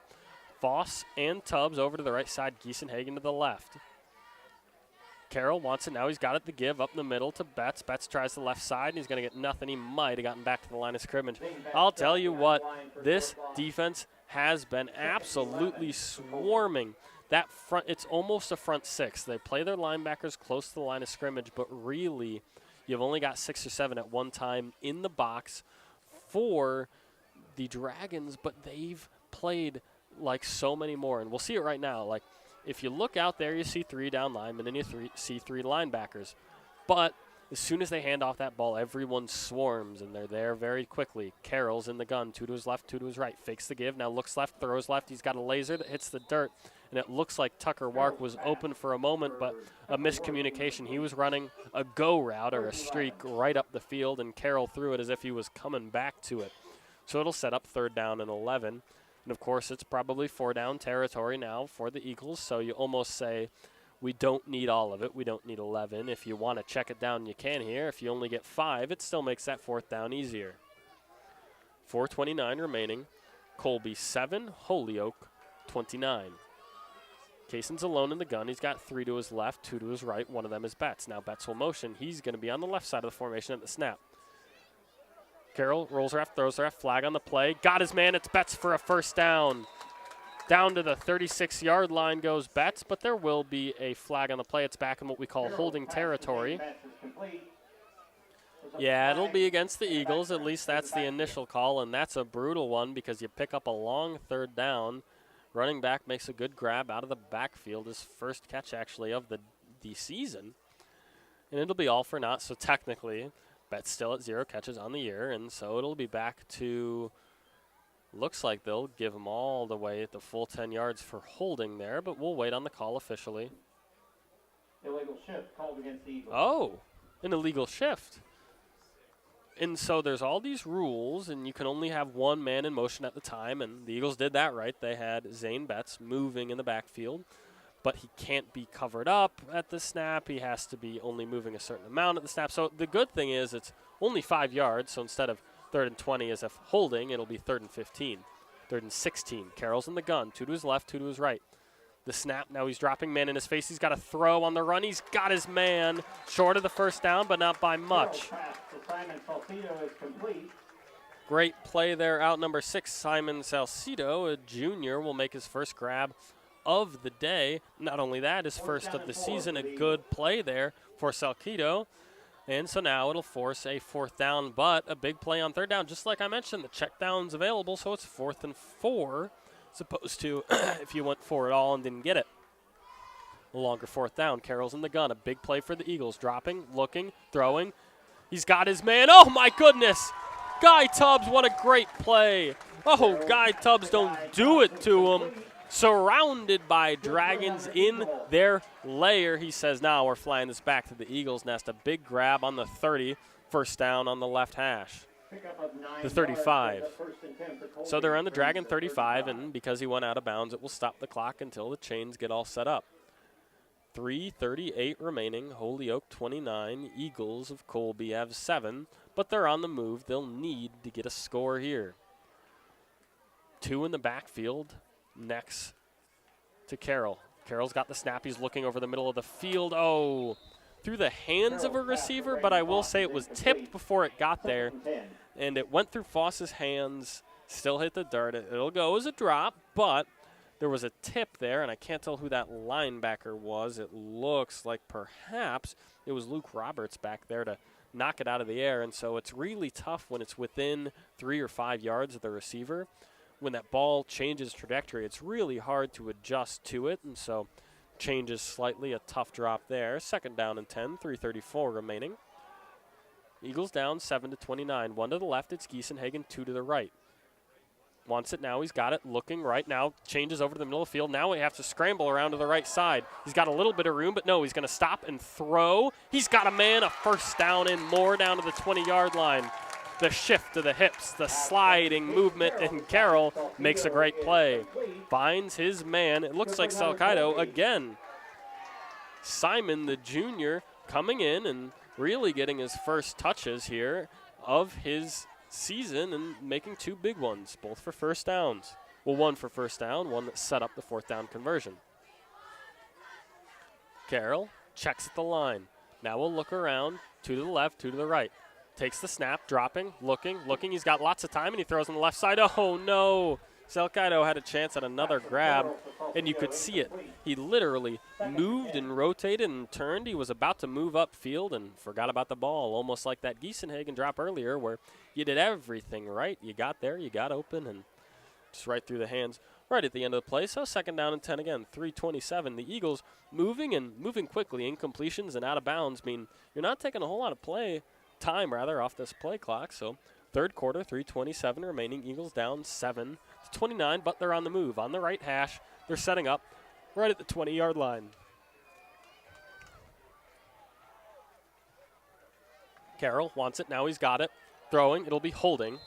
Incomplete. He spiked it in the turf, but that was about as obvious a holding as you can find. It looked like Cameron Lilly, the right tackle, had to prevent a sack, and you almost take that one. Obviously, you'd rather him not commit a penalty, but if it's between that and the sack, I don't know. I'm no coach, and of course I'm up in the booth, but you can't be too mad at that one. It's like I talked to Ryan Mosier earlier before this game, and we talked about the penalties, especially the defensive ones, committed by the Eagles in their first game, and it was a lot of jumping off sides, a lot of barking and trying to get over the snap early, and he said they're aggressiveness penalties, so you don't want them committed, but if you're going to commit a penalty, that's not a terrible one.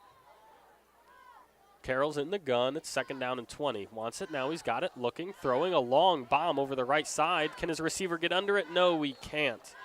A diving attempt, and it was just out of the stretched arms of it. Looks like Casey Giesenhagen was over there and couldn't quite get under it. 3rd down and 20 now, and suddenly the drive that was moving so well might get stalled by that offensive holding.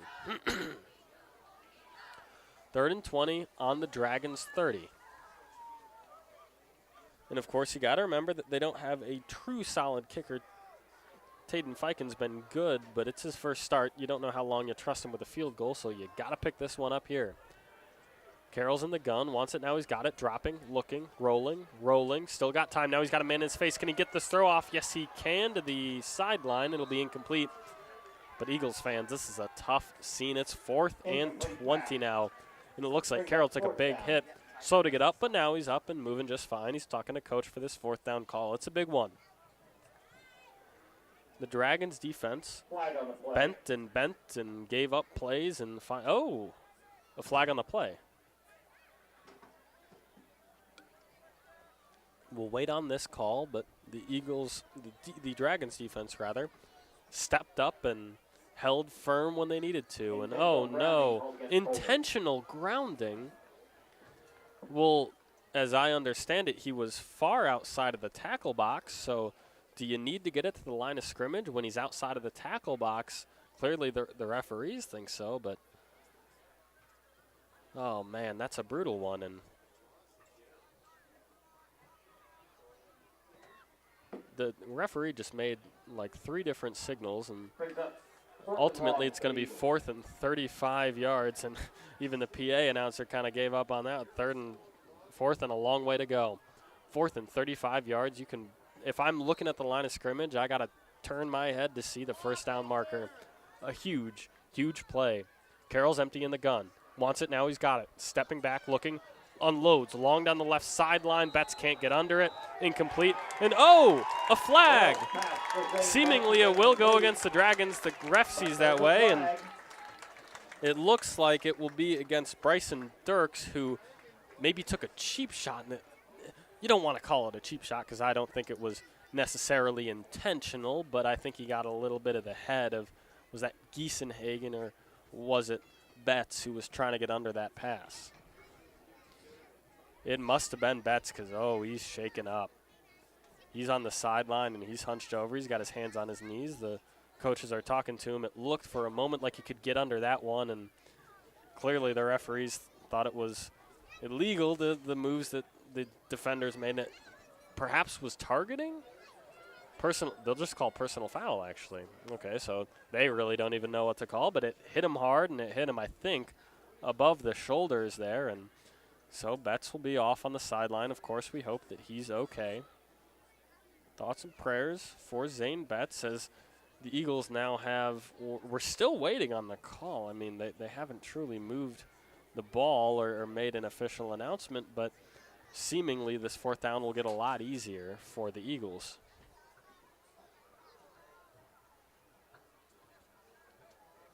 Personal foul will go now against the, yes, oh, two. There you go. That's what it was. It was two different ones. That's why they were discussing. Roughing the passer is accepted. So you have a roughing the passer and an unnecessary roughness. So ultimately what they called the hit for Betts on was an unnecessary roughness play in the roughing the passer play. So you accept one and you decline the other, and there's almost a discussion because one happens during and one after, and one of them gives you an automatic first down, I believe, and one does not. So technically the first down markers will actually move back because of how far back the Eagles were set up, that even with those 15 yards, the sticks still have to move back. But it's first down, so new life on a fluke play and a fluke penalty and a pair of fluke penalties, but Eagles drive is alive on that left hash. 3:04 remaining. All of this action up and down and back up again, and only a minute's been taken off the clock. Carroll's in the gun. Wants it now. He's got it in the pre-snap penalty. Looks like this will go against the Eagles.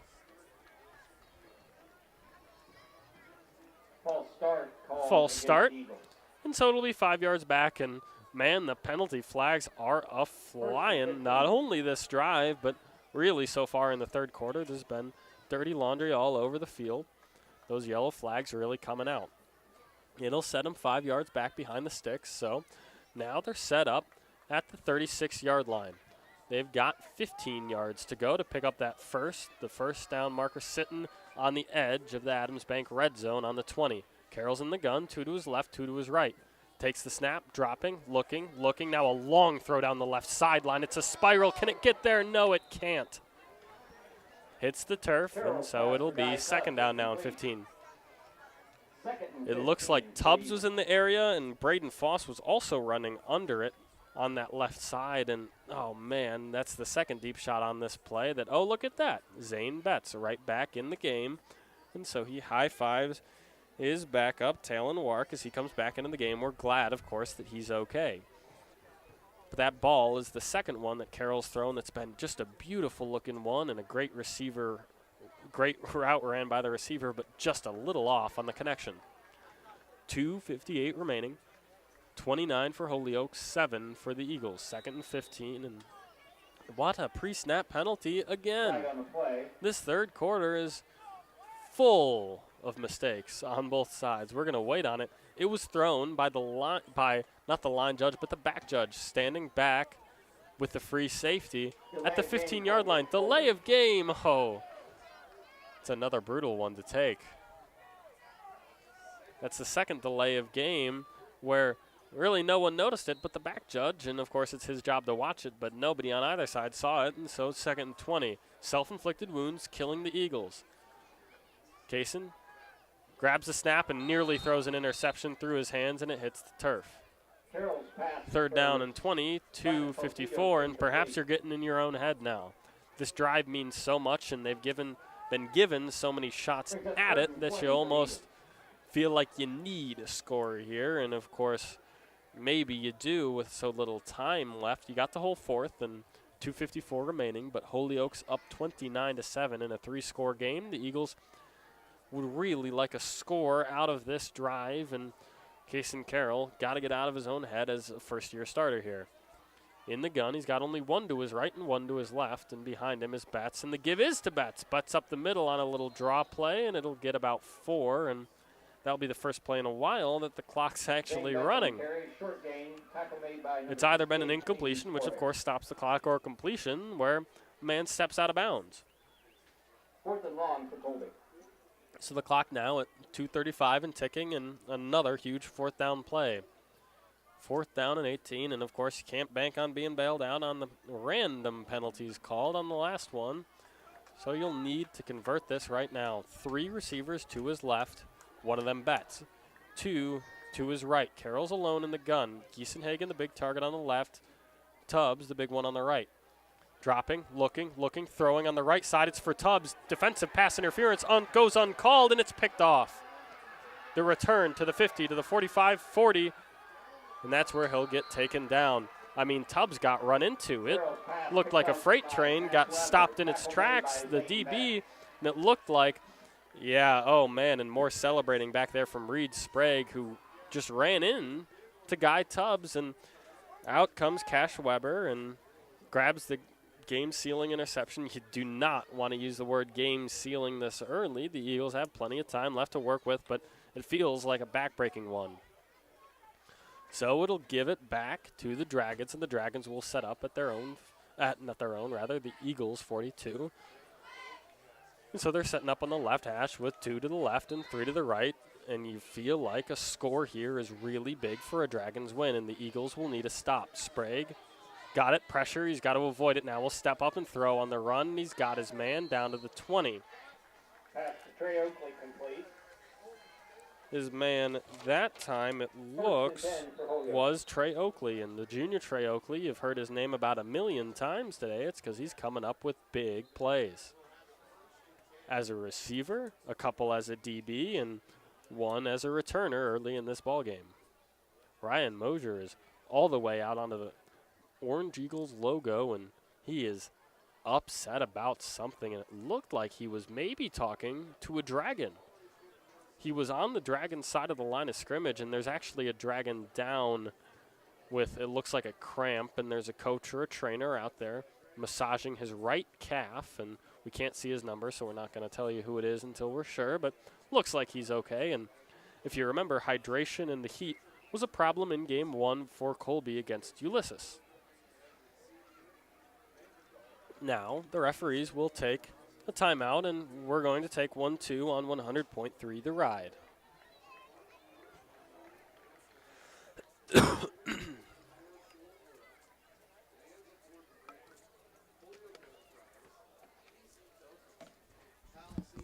I crazy, or was that defensive pass interference on that one over here? I mean, he got run into it. His hands were pinned down. He could lift his arms, but, you know, that's okay. Brutal. Not much you can do about it now, huh? No. I'm like, I'm a casual football watcher. Kind of bad. I think that was Guy Tubbs. That's a hard guy to slow down. You really got to be holding him. Good grip there.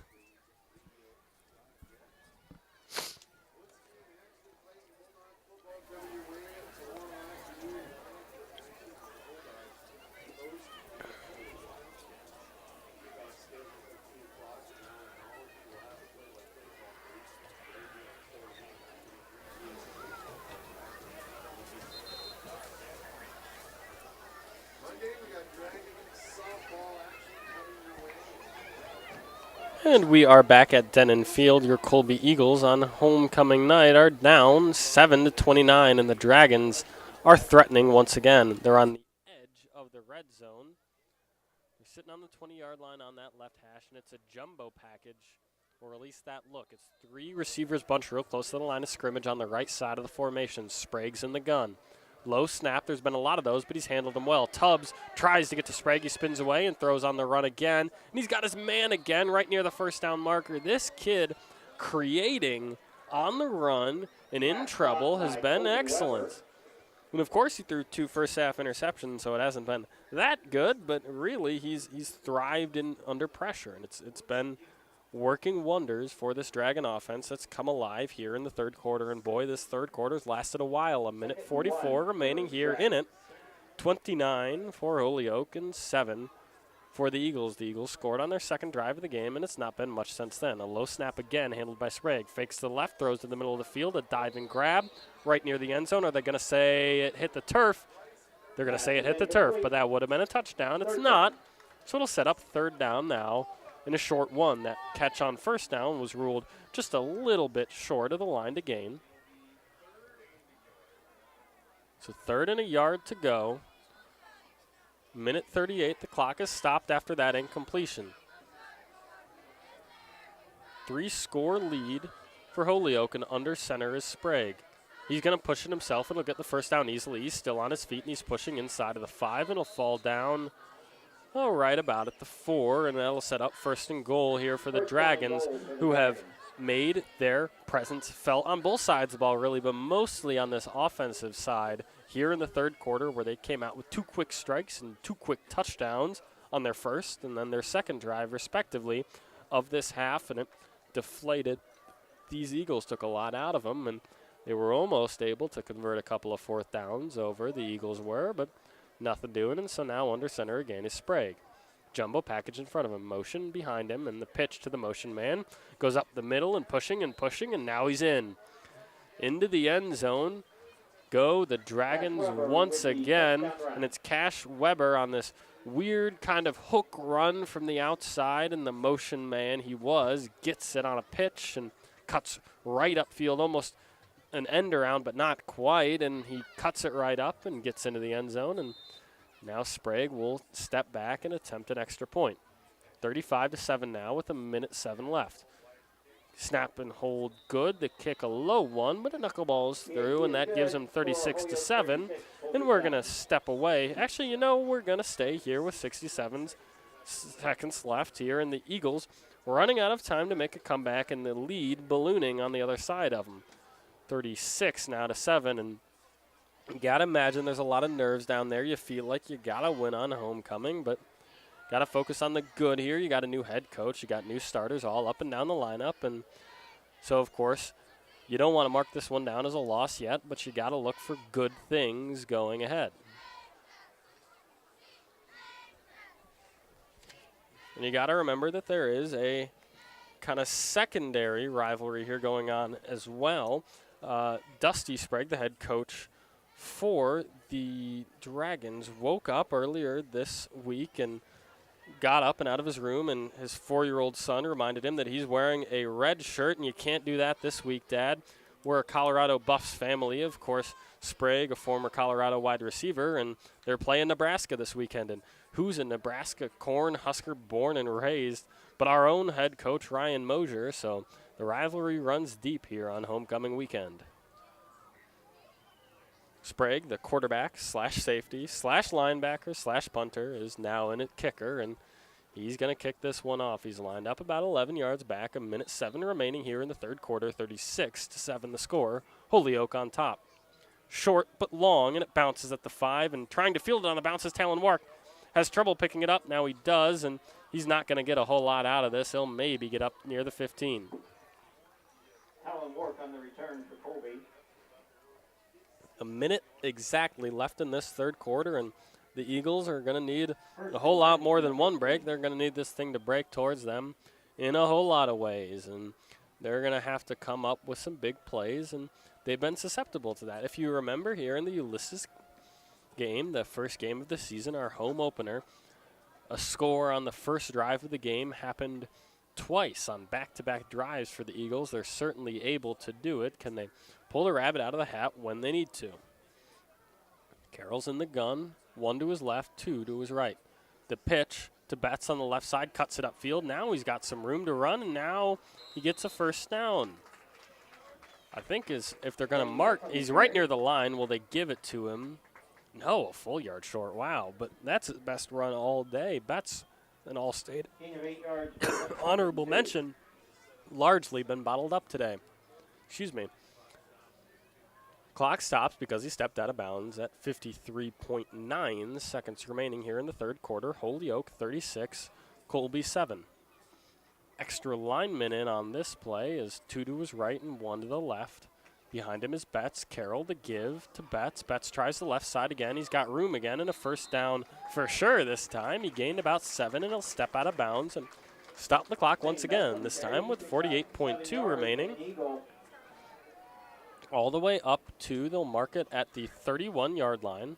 So some good positive movement for the Eagles, and this is what I'm talking about. Something to write home about, so to speak, when you go through the film and when you look ahead to Cimarron next week, which is, of course, a district game, one that you really need to win, and you want to win, of course, as a new young team. You look for positives in this one. 3 to the right and 2 to the left for Betts. For Carroll, who's in an empty gun. Now Foss is in motion.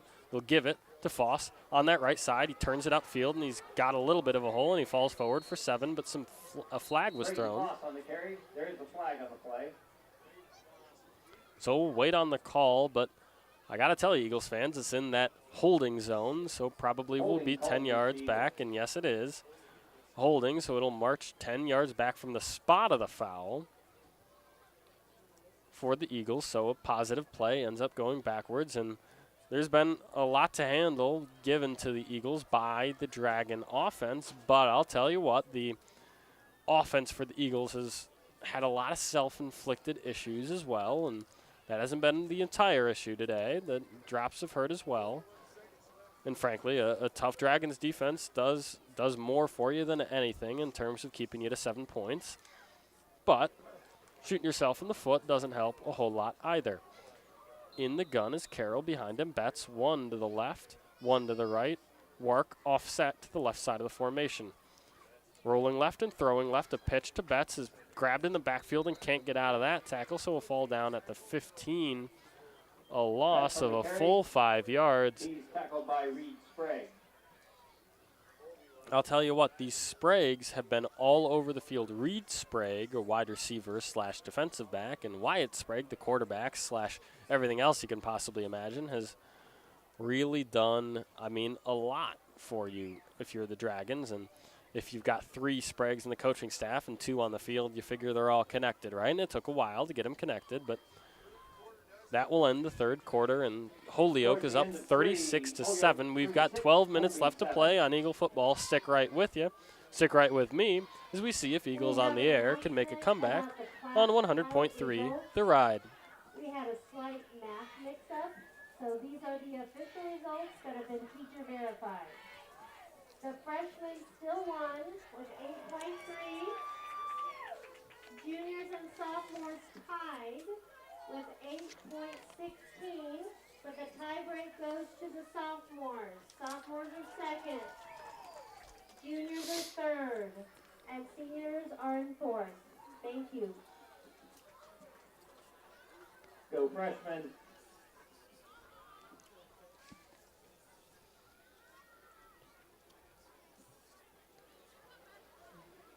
We've had a cell phone turned into the announcer's booth. It was found in the women's restroom. If you're expecting a text from Jackson Wright, we've got your phone.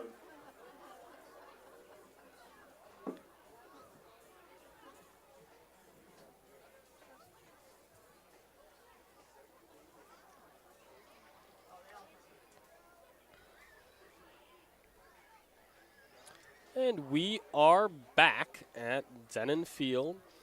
The Colby Eagles down 7-36. 12 minutes left to play here as we've got the full fourth quarter remaining. However, the Eagles find themselves, of course, in a deep hole. A Week 1 Ulysses win is still a big thing to hang your helmet on, but Holyoke came in here and knew what they were doing. They were held largely in check, and the Eagles played a very good, especially defensive game in the first half, but the third quarter put an end to that. 21 third quarter points, 22 actually, and that's a big backbreaker for you. The Eagles now a chance to come back here, but it's running out. On the 15-yard line, that's where they'll set up. The snap, the pitch, Betts makes 2 men miss, and now he's got a hole on that right side, and he's gang tackled by 3 different Eagles, but he'll fall forward for a gain of about 10, but you remember, of course, that it was second and a long way to go, so it'll be third now and slightly less long. Third down and 16 to be exact, 11:35 remaining, 36-7 the score. Your Eagles behind big.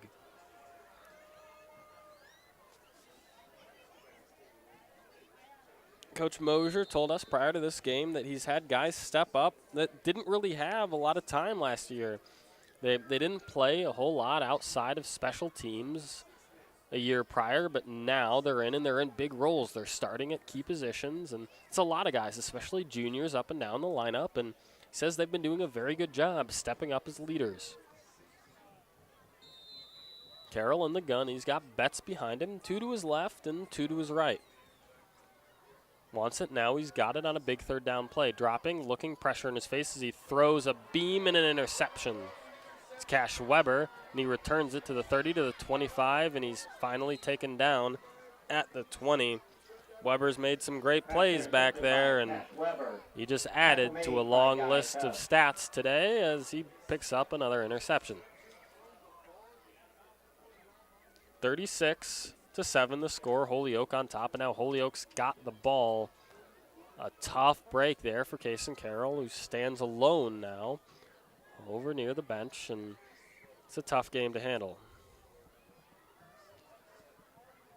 The Dragons will set up on the Colby Eagle 21-yard line, and it's this offense that's been so potent here in the second half, lining up to add to their lead. Hope to add to their lead. In the gun for Sprague, 2 to the left and 2 to the right. Low snap is handled again. The give up the middle, and he's got plenty of room. He's barreling through Eagles, and he goes right down near the goal line. He'll be right at the 3.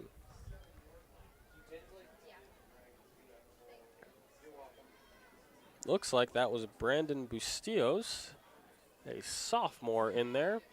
He's kind of in this backup role. Actually, that's Maloney, and we were warned about this. That's why I misnamed him there. He changes numbers. He wears number 30 when he plays defense, and sometimes in the second half he'll switch. We were told to 68, but apparently this time it's to 52. Under the gun is Sprague. Fakes the give and rolls to the left. Pump fake. Now we'll roll to the right. Man, this Eagles defense is everywhere, but not enough to get him before he gets the pass off. Got his man, avoids a tackle, avoids another, and dives to the end zone, and he's got it. Dives into that green of the end zone, and they're going to score. Again, that's Bryson Dirks with another one, adding to this big Dragon lead. 42 now to 7, 10:29 remaining here in this final frame.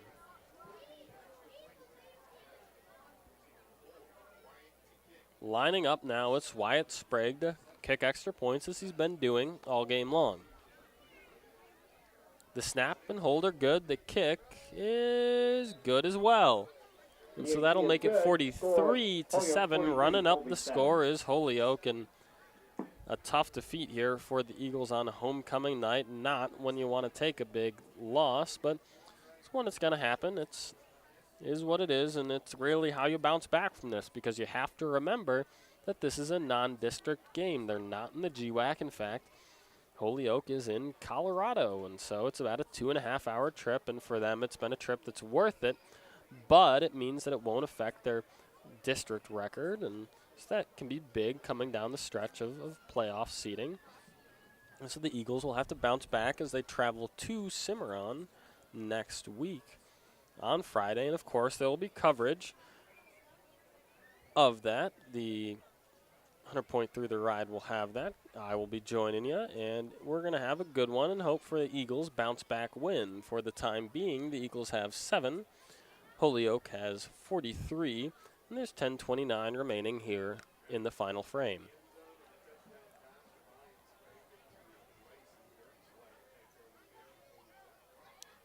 To kick off from the 40, here is Sprague. Sprague, like his brother, so both Wyatt and Reed, the Sprague, Wyatt, the senior quarterback, Reed, the junior receiver, were 4 sport athletes last year. You heard me right, 4. They played, of course, football, but track and field, basketball, and baseball as well. Very talented family, of course. Their uncle, the head coach, is Colorado Buffs wide receiver. Wyatt, the kickoff. Oh, this is a tall and short one. Received by the up man for the Eagles, who finds a little bit of a seam in the pile, keeps pushing forward, and they're going to start this drive in Dragon territory. A nice little plus here. And Mosier's talking to Kason Carroll, who's slow to jog out there. And it looks, of course, you know, like he's a little bit defeated. And it's hard not to be. It's a big loss here. But at the same time, you got a long season ahead of you, and you're a new young quarterback to start. And as a junior, it's important to be a leader here and step up as the season goes on, and he's got a chance to do just that. Here he's lining up in the gun. He's got Betts behind him, 2 to the left and 2 to the right. Tubbs and Foss to the right here on the near side. The give, Betts up the middle, no, keeping himself, stiff arms one man. Now he's got a lot of Dragons to get away from. Can't do it, but he will be able to fight his way back to the line of scrimmage. Carroll on a stretched out play will get it right back to the 49, and so it will be 2nd down and 10.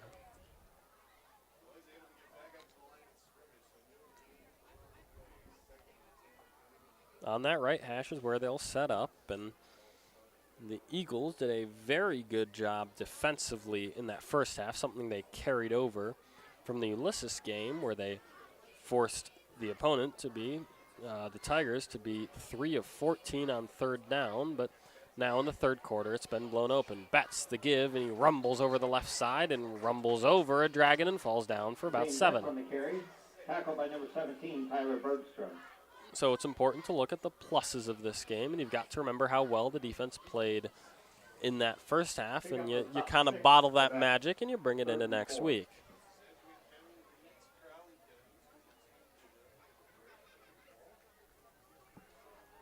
Carroll's in the gun. Eagles down 7 to 43, 9 minutes remaining here in this one. Carroll's in the gun, barks it out. Now he's got it. The give to Betts. Betts fights his way back to the line of scrimmage, and it'll be 4th down and 4 now. No gain on the play. Tackle made by Tyler Bergstrom. 3rd down, 4. Talked to Riley Voss, the senior, prior to this ball game, and he told us that no one really expected them to come out and excel. And, of course, like we mentioned, you got new starters up and down the lineup and a new head coach, and no one looks at that and says, boy, that means instant success. But it did mean that against the Ulysses Tigers, and you gotta remember that you still have a long season to keep that going. Carroll in the gun, the pitch on the left side. Betts avoids one man and runs into another, and he'll be well short of the line to gain, and I think short even of the line of scrimmage on that play, so it'll be turnover on downs. That's the 3rd turnover on down by the Eagles, and hard not to be frustrated at the score sitting up on the scoreboard, and that's the one that Coach Sprague of the Holyoke Dragons says is the most important. In fact, I asked him if he had any stats for us from his game, because they're nowhere to be found online, of his team for this game. He said actually he does the stats himself, so he had none to share right now. And he said the only stat that's really important to him is the final score at the end of each ball game. Did they have more than their opponent? For this game, it seems that will be the case. They give up the middle, and Holyoke fighting for about 5, and it looks like that will be Cody Maloney. We mentioned that the junior does this odd little thing where he changes numbers right around halftime, and it looks like this change came at the 3rd quarter to 4th changeover, and so with 7:57 remaining, the Eagles find themselves down 7 to 43, and in now is Maloney as a running back instead of Tyson Morenstein, who is their regular starter. Under the center rather, is Sprague, and a hard count will get a flag, and movement by the Eagles will send the Dragons marching actually 5 yards backwards. It looks like the false start triggered that jump there defensively from the Eagles, so it'll be 2nd down now and 12. 7:38 remaining in this ball game. 43-7, the big lead for Holyoke. In the gun now is no longer Sprague. They've got the backup in, and he throws over along the left side. He's got his man, and he falls forward. That's the starting receiver for him, Trey Oakley, who's been so good today. He's come out and really put together a solid game, and it's sophomore Colby Weber. C-O-L-B-Y, spelled the same way as our lovely town, is Weber, the last name. He's a sophomore wearing number 23, and he's got the play sheet on that left forearm, and he will be the quarterback for probably the rest of this ball game for Holyoke. And he's in the gun, and he's got Maloney behind him now, motion, and he's standing next to him in that pistol formation. Motion on the left side, the give to the motion man.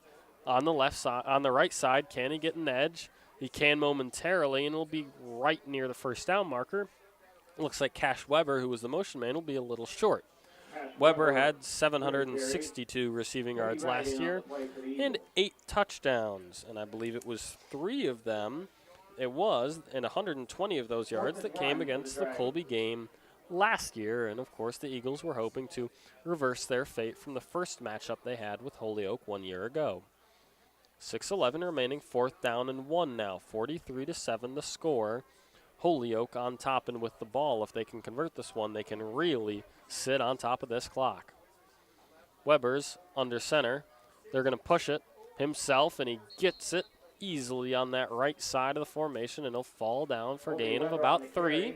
That'll be enough for a first down, and with under 6 minutes remaining, that'll go a long way to bleed the rest of this clock out.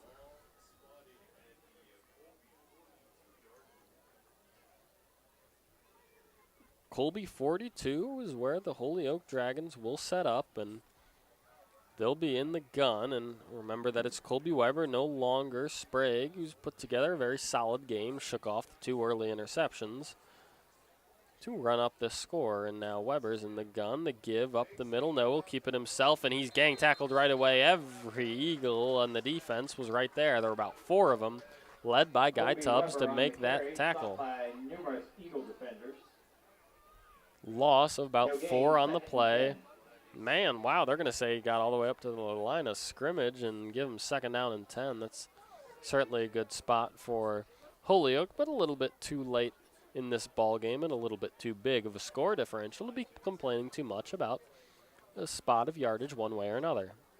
So Weber will be in the gun, and to his right is Maloney. 3 receivers bunched up on the right, 1 alone on the left side. Weber wants it. Now he's got it, and no, a pre-snap penalty will stop this play, and we'll wait on it. Because they stopped it, usually that means it's on the offense, and yes it is, and so they'll send him 5 yards back. When you get a penalty that's right at the snap like that, if they stop the play, usually it's on the offense. It's an illegal formation or it's a false start, but if it's on the defense, a lot of times they'll try and give them a free play, as long as there's not a free rusher, and they don't want anyone, especially the quarterback, being in trouble danger-wise. But they'll try to give him a free play, and that wasn't the case there. It's against the offense, so 2nd down and 15. Holyoke 43, Colby 7. Weber rolling right. He's got pressure in his face, and he's going to get taken down, dragged down deep in that backfield by Kai Lanning. And you'll remember that Kai Lanning on that D line for the Eagles had just an outstanding ball game against Ulysses. He really only had, stats-wise, not a lot. He had 3 tackles, but it seemed like you were calling his name all the time to set the edge and to force guys back inside, and he's that epitome of not showing up on the scorecard and not showing up on the box score. I just said he only had 3 tackles, but he was all over the field and made a great play for about a 10-yard sack there, so it'll be 3rd and 26. 4 minutes remain in this ballgame. Weber steps up in pressure, and now he's taken down again. Boy, was that Kai Lanning again? Yes, it was. Kai Lanning back-to-back plays, and just as I'm talking about him after the first sack, he says, "Christian, don't worry, I've got another one left in the tank." So he takes them all the way back to 4th down and 28, 3:20 remaining, 43 for Holyoke and 7 for Colby. Weber's in the gun. No, now he's dropped back, and it'll be punting. It'll be Sprague out there, the starting punter, and booming punt. High and dropping. Boy, he's just as good a kicker and punter. No, it takes an Eagle bounce, and it'll fall down at, right about the 30-yard line. And Just as I'm singing his praises as a kicker, it takes a big old Eagle bounce and gives them better position than they might have had. So the Eagles one more chance to get on the scoreboard for the first time since that first quarter. 2:59 remaining, Holyoke 43 and the Colby Eagles 7. Talked about the discipline for that defense for Colby, and certainly they showed it there. And even though there's a big differential on the scoreboard, they came up with some big plays.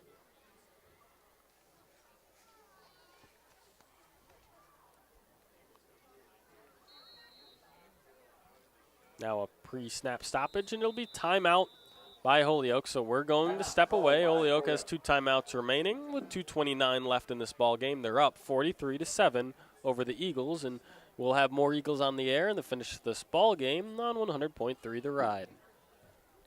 Reminder, homecoming festivities will be immediately following the game. Homecoming festivities immediately following the game. We ask that fans please stay off the field so we can get the ceremony started quickly.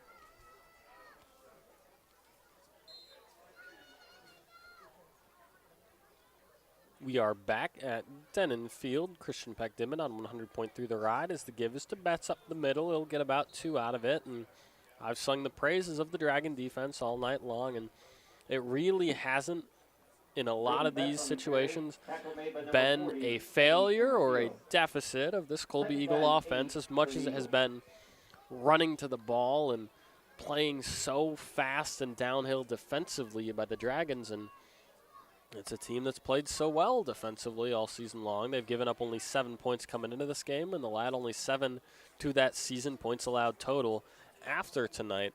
Needless to say, the Eagles have made big plays throughout this game. The give, again, Betts up the middle, will pound forward, and will get another 1 or 2. And they'll set up about 3rd down and 6, 2:10 remaining and ticking. The Eagles down 7-43. 3rd down and 5 for the Eagles. It'll be 3rd down and 5 for the Eagles, and this really was such a young team last year that the Eagles ran into. The Jaden Frost was a name you might not remember. He was the only senior starter on either side of the ball for the Dragons last year, so a lot of youth and a lot of guys with experience. Carroll, the give up the middle. This time it's to Tucker Wark, who won't get anything at all, and he might actually lose one. The Eagles are through that line so quickly. They're usually only playing 3. We've seen them play 4 on a couple of these drives, but a lot of times only 3 down linemen, and they're getting pressure, and they're getting it often.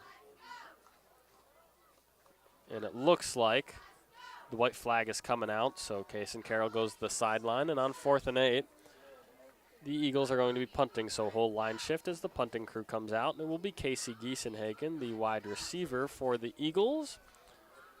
Will now be deep back with his heels at about the 15. High snap. It's a wobbly one, but he handles it, and he drops it, and he punts it, and it's a good one. Maybe his best all day, but it does take a Dragon bounce, and now it rolls laterally and will be stopped there by Cody Wright on the left hash at the 45-yard line of the Dragons, and that's where the Dragon offense will set up. 44.6 seconds remaining. Holyoke will really only have to run 1 play, perhaps a second, to finish off this one. They're up 43-7. Remember to stick with us for the Funk Optometry post-game show here on 100.3 The Ride. Christian Peck Dimmitt here in the booth, and we'll be joined by Ryan Mosier, And we'll talk to the head coach about this ball game and what the Eagles will do moving forward, and we'll also award a Ram Truck Player of the Game. So it will be Colby Weber under center, and it looks like victory formation here. The snap, the step, the knee, and a late flag, actually, but I was going to say now the clock will run. What the flag might be, I'm not sure. Oh, a false start. Well, that was simple, wasn't it? 5 yards back. Now at the 40-yard line, their own 40. On the left hash, it'll be first down and 15 as they get another try to knee this one out. 44.1 seconds, 43 for Holyoke and 7 for the Colby Eagles.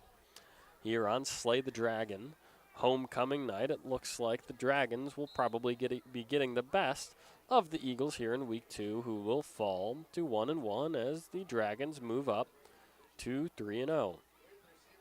Weber's under the center, the backup quarterback here for the Holyoke Dragons. He gets the snap. Oh, he lost the snap, actually fumbled it for a moment, but picked it up and then need it.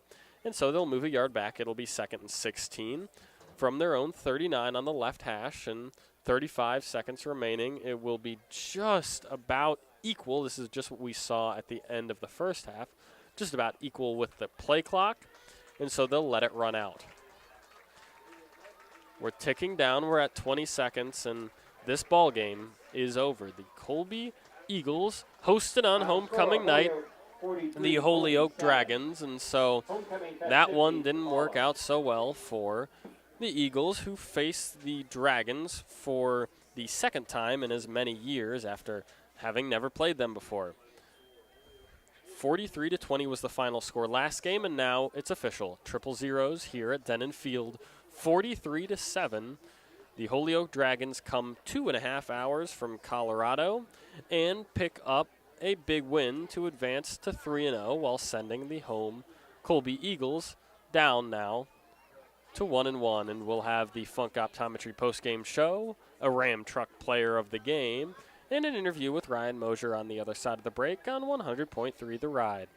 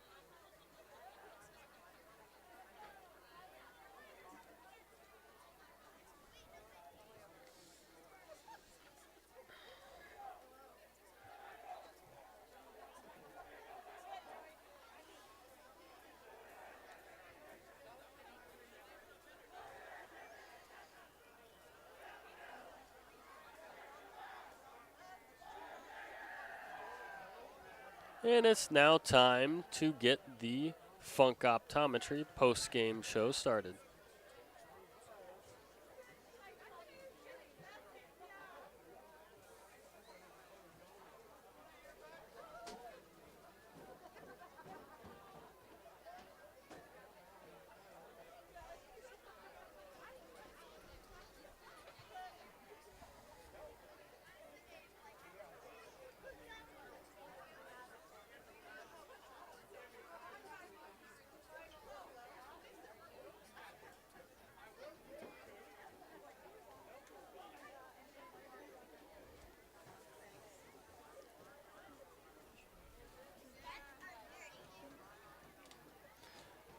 And we are back here at Dennen Field. Christian Peck-Dimmitt here in the booth on 100.3 The Ride.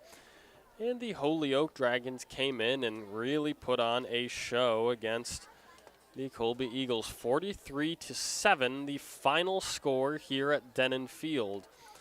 And I'll tell you what, to wrap up this ball game, it's been a tough one, and you got to think at half, you had a lot of hope. You took this offense that was so potent, right?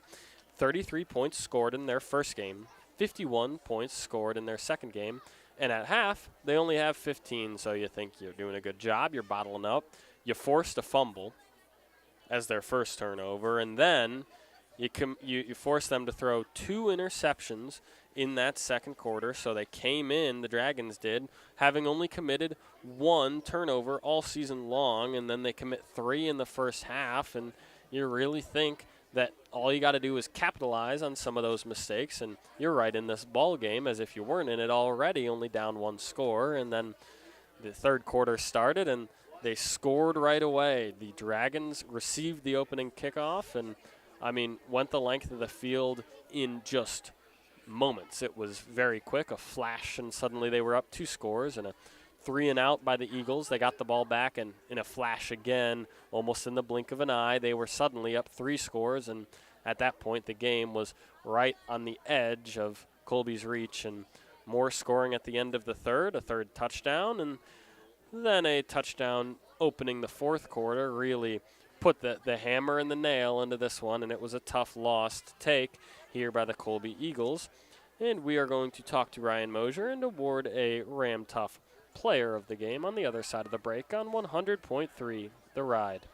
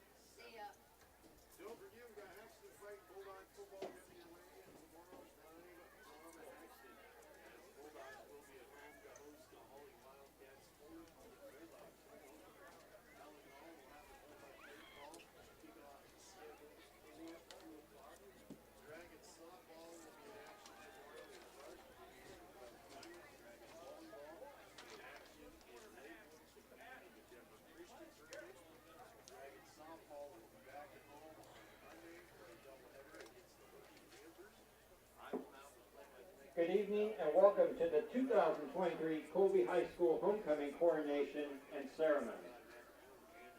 We are happy to present to you this year's homecoming chorus. Our freshman attendants are Cora DeGood and Kieran Youngman. Cora is the daughter of Darius and Adele DeGood. Cora plans to participate in golf and track. Kieran is the son of Sean and Dana Youngman. Kieran plans to participate in football, band, and golf.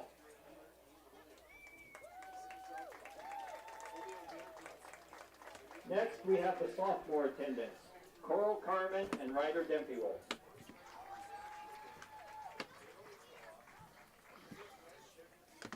Coral is the daughter of Curtis and Shayna Carmen. Coral has participated in track for 1 year and gymnastics. Ryder is the son of Aaron and Jessica Dempywolf. Ryder has participated in wrestling and baseball.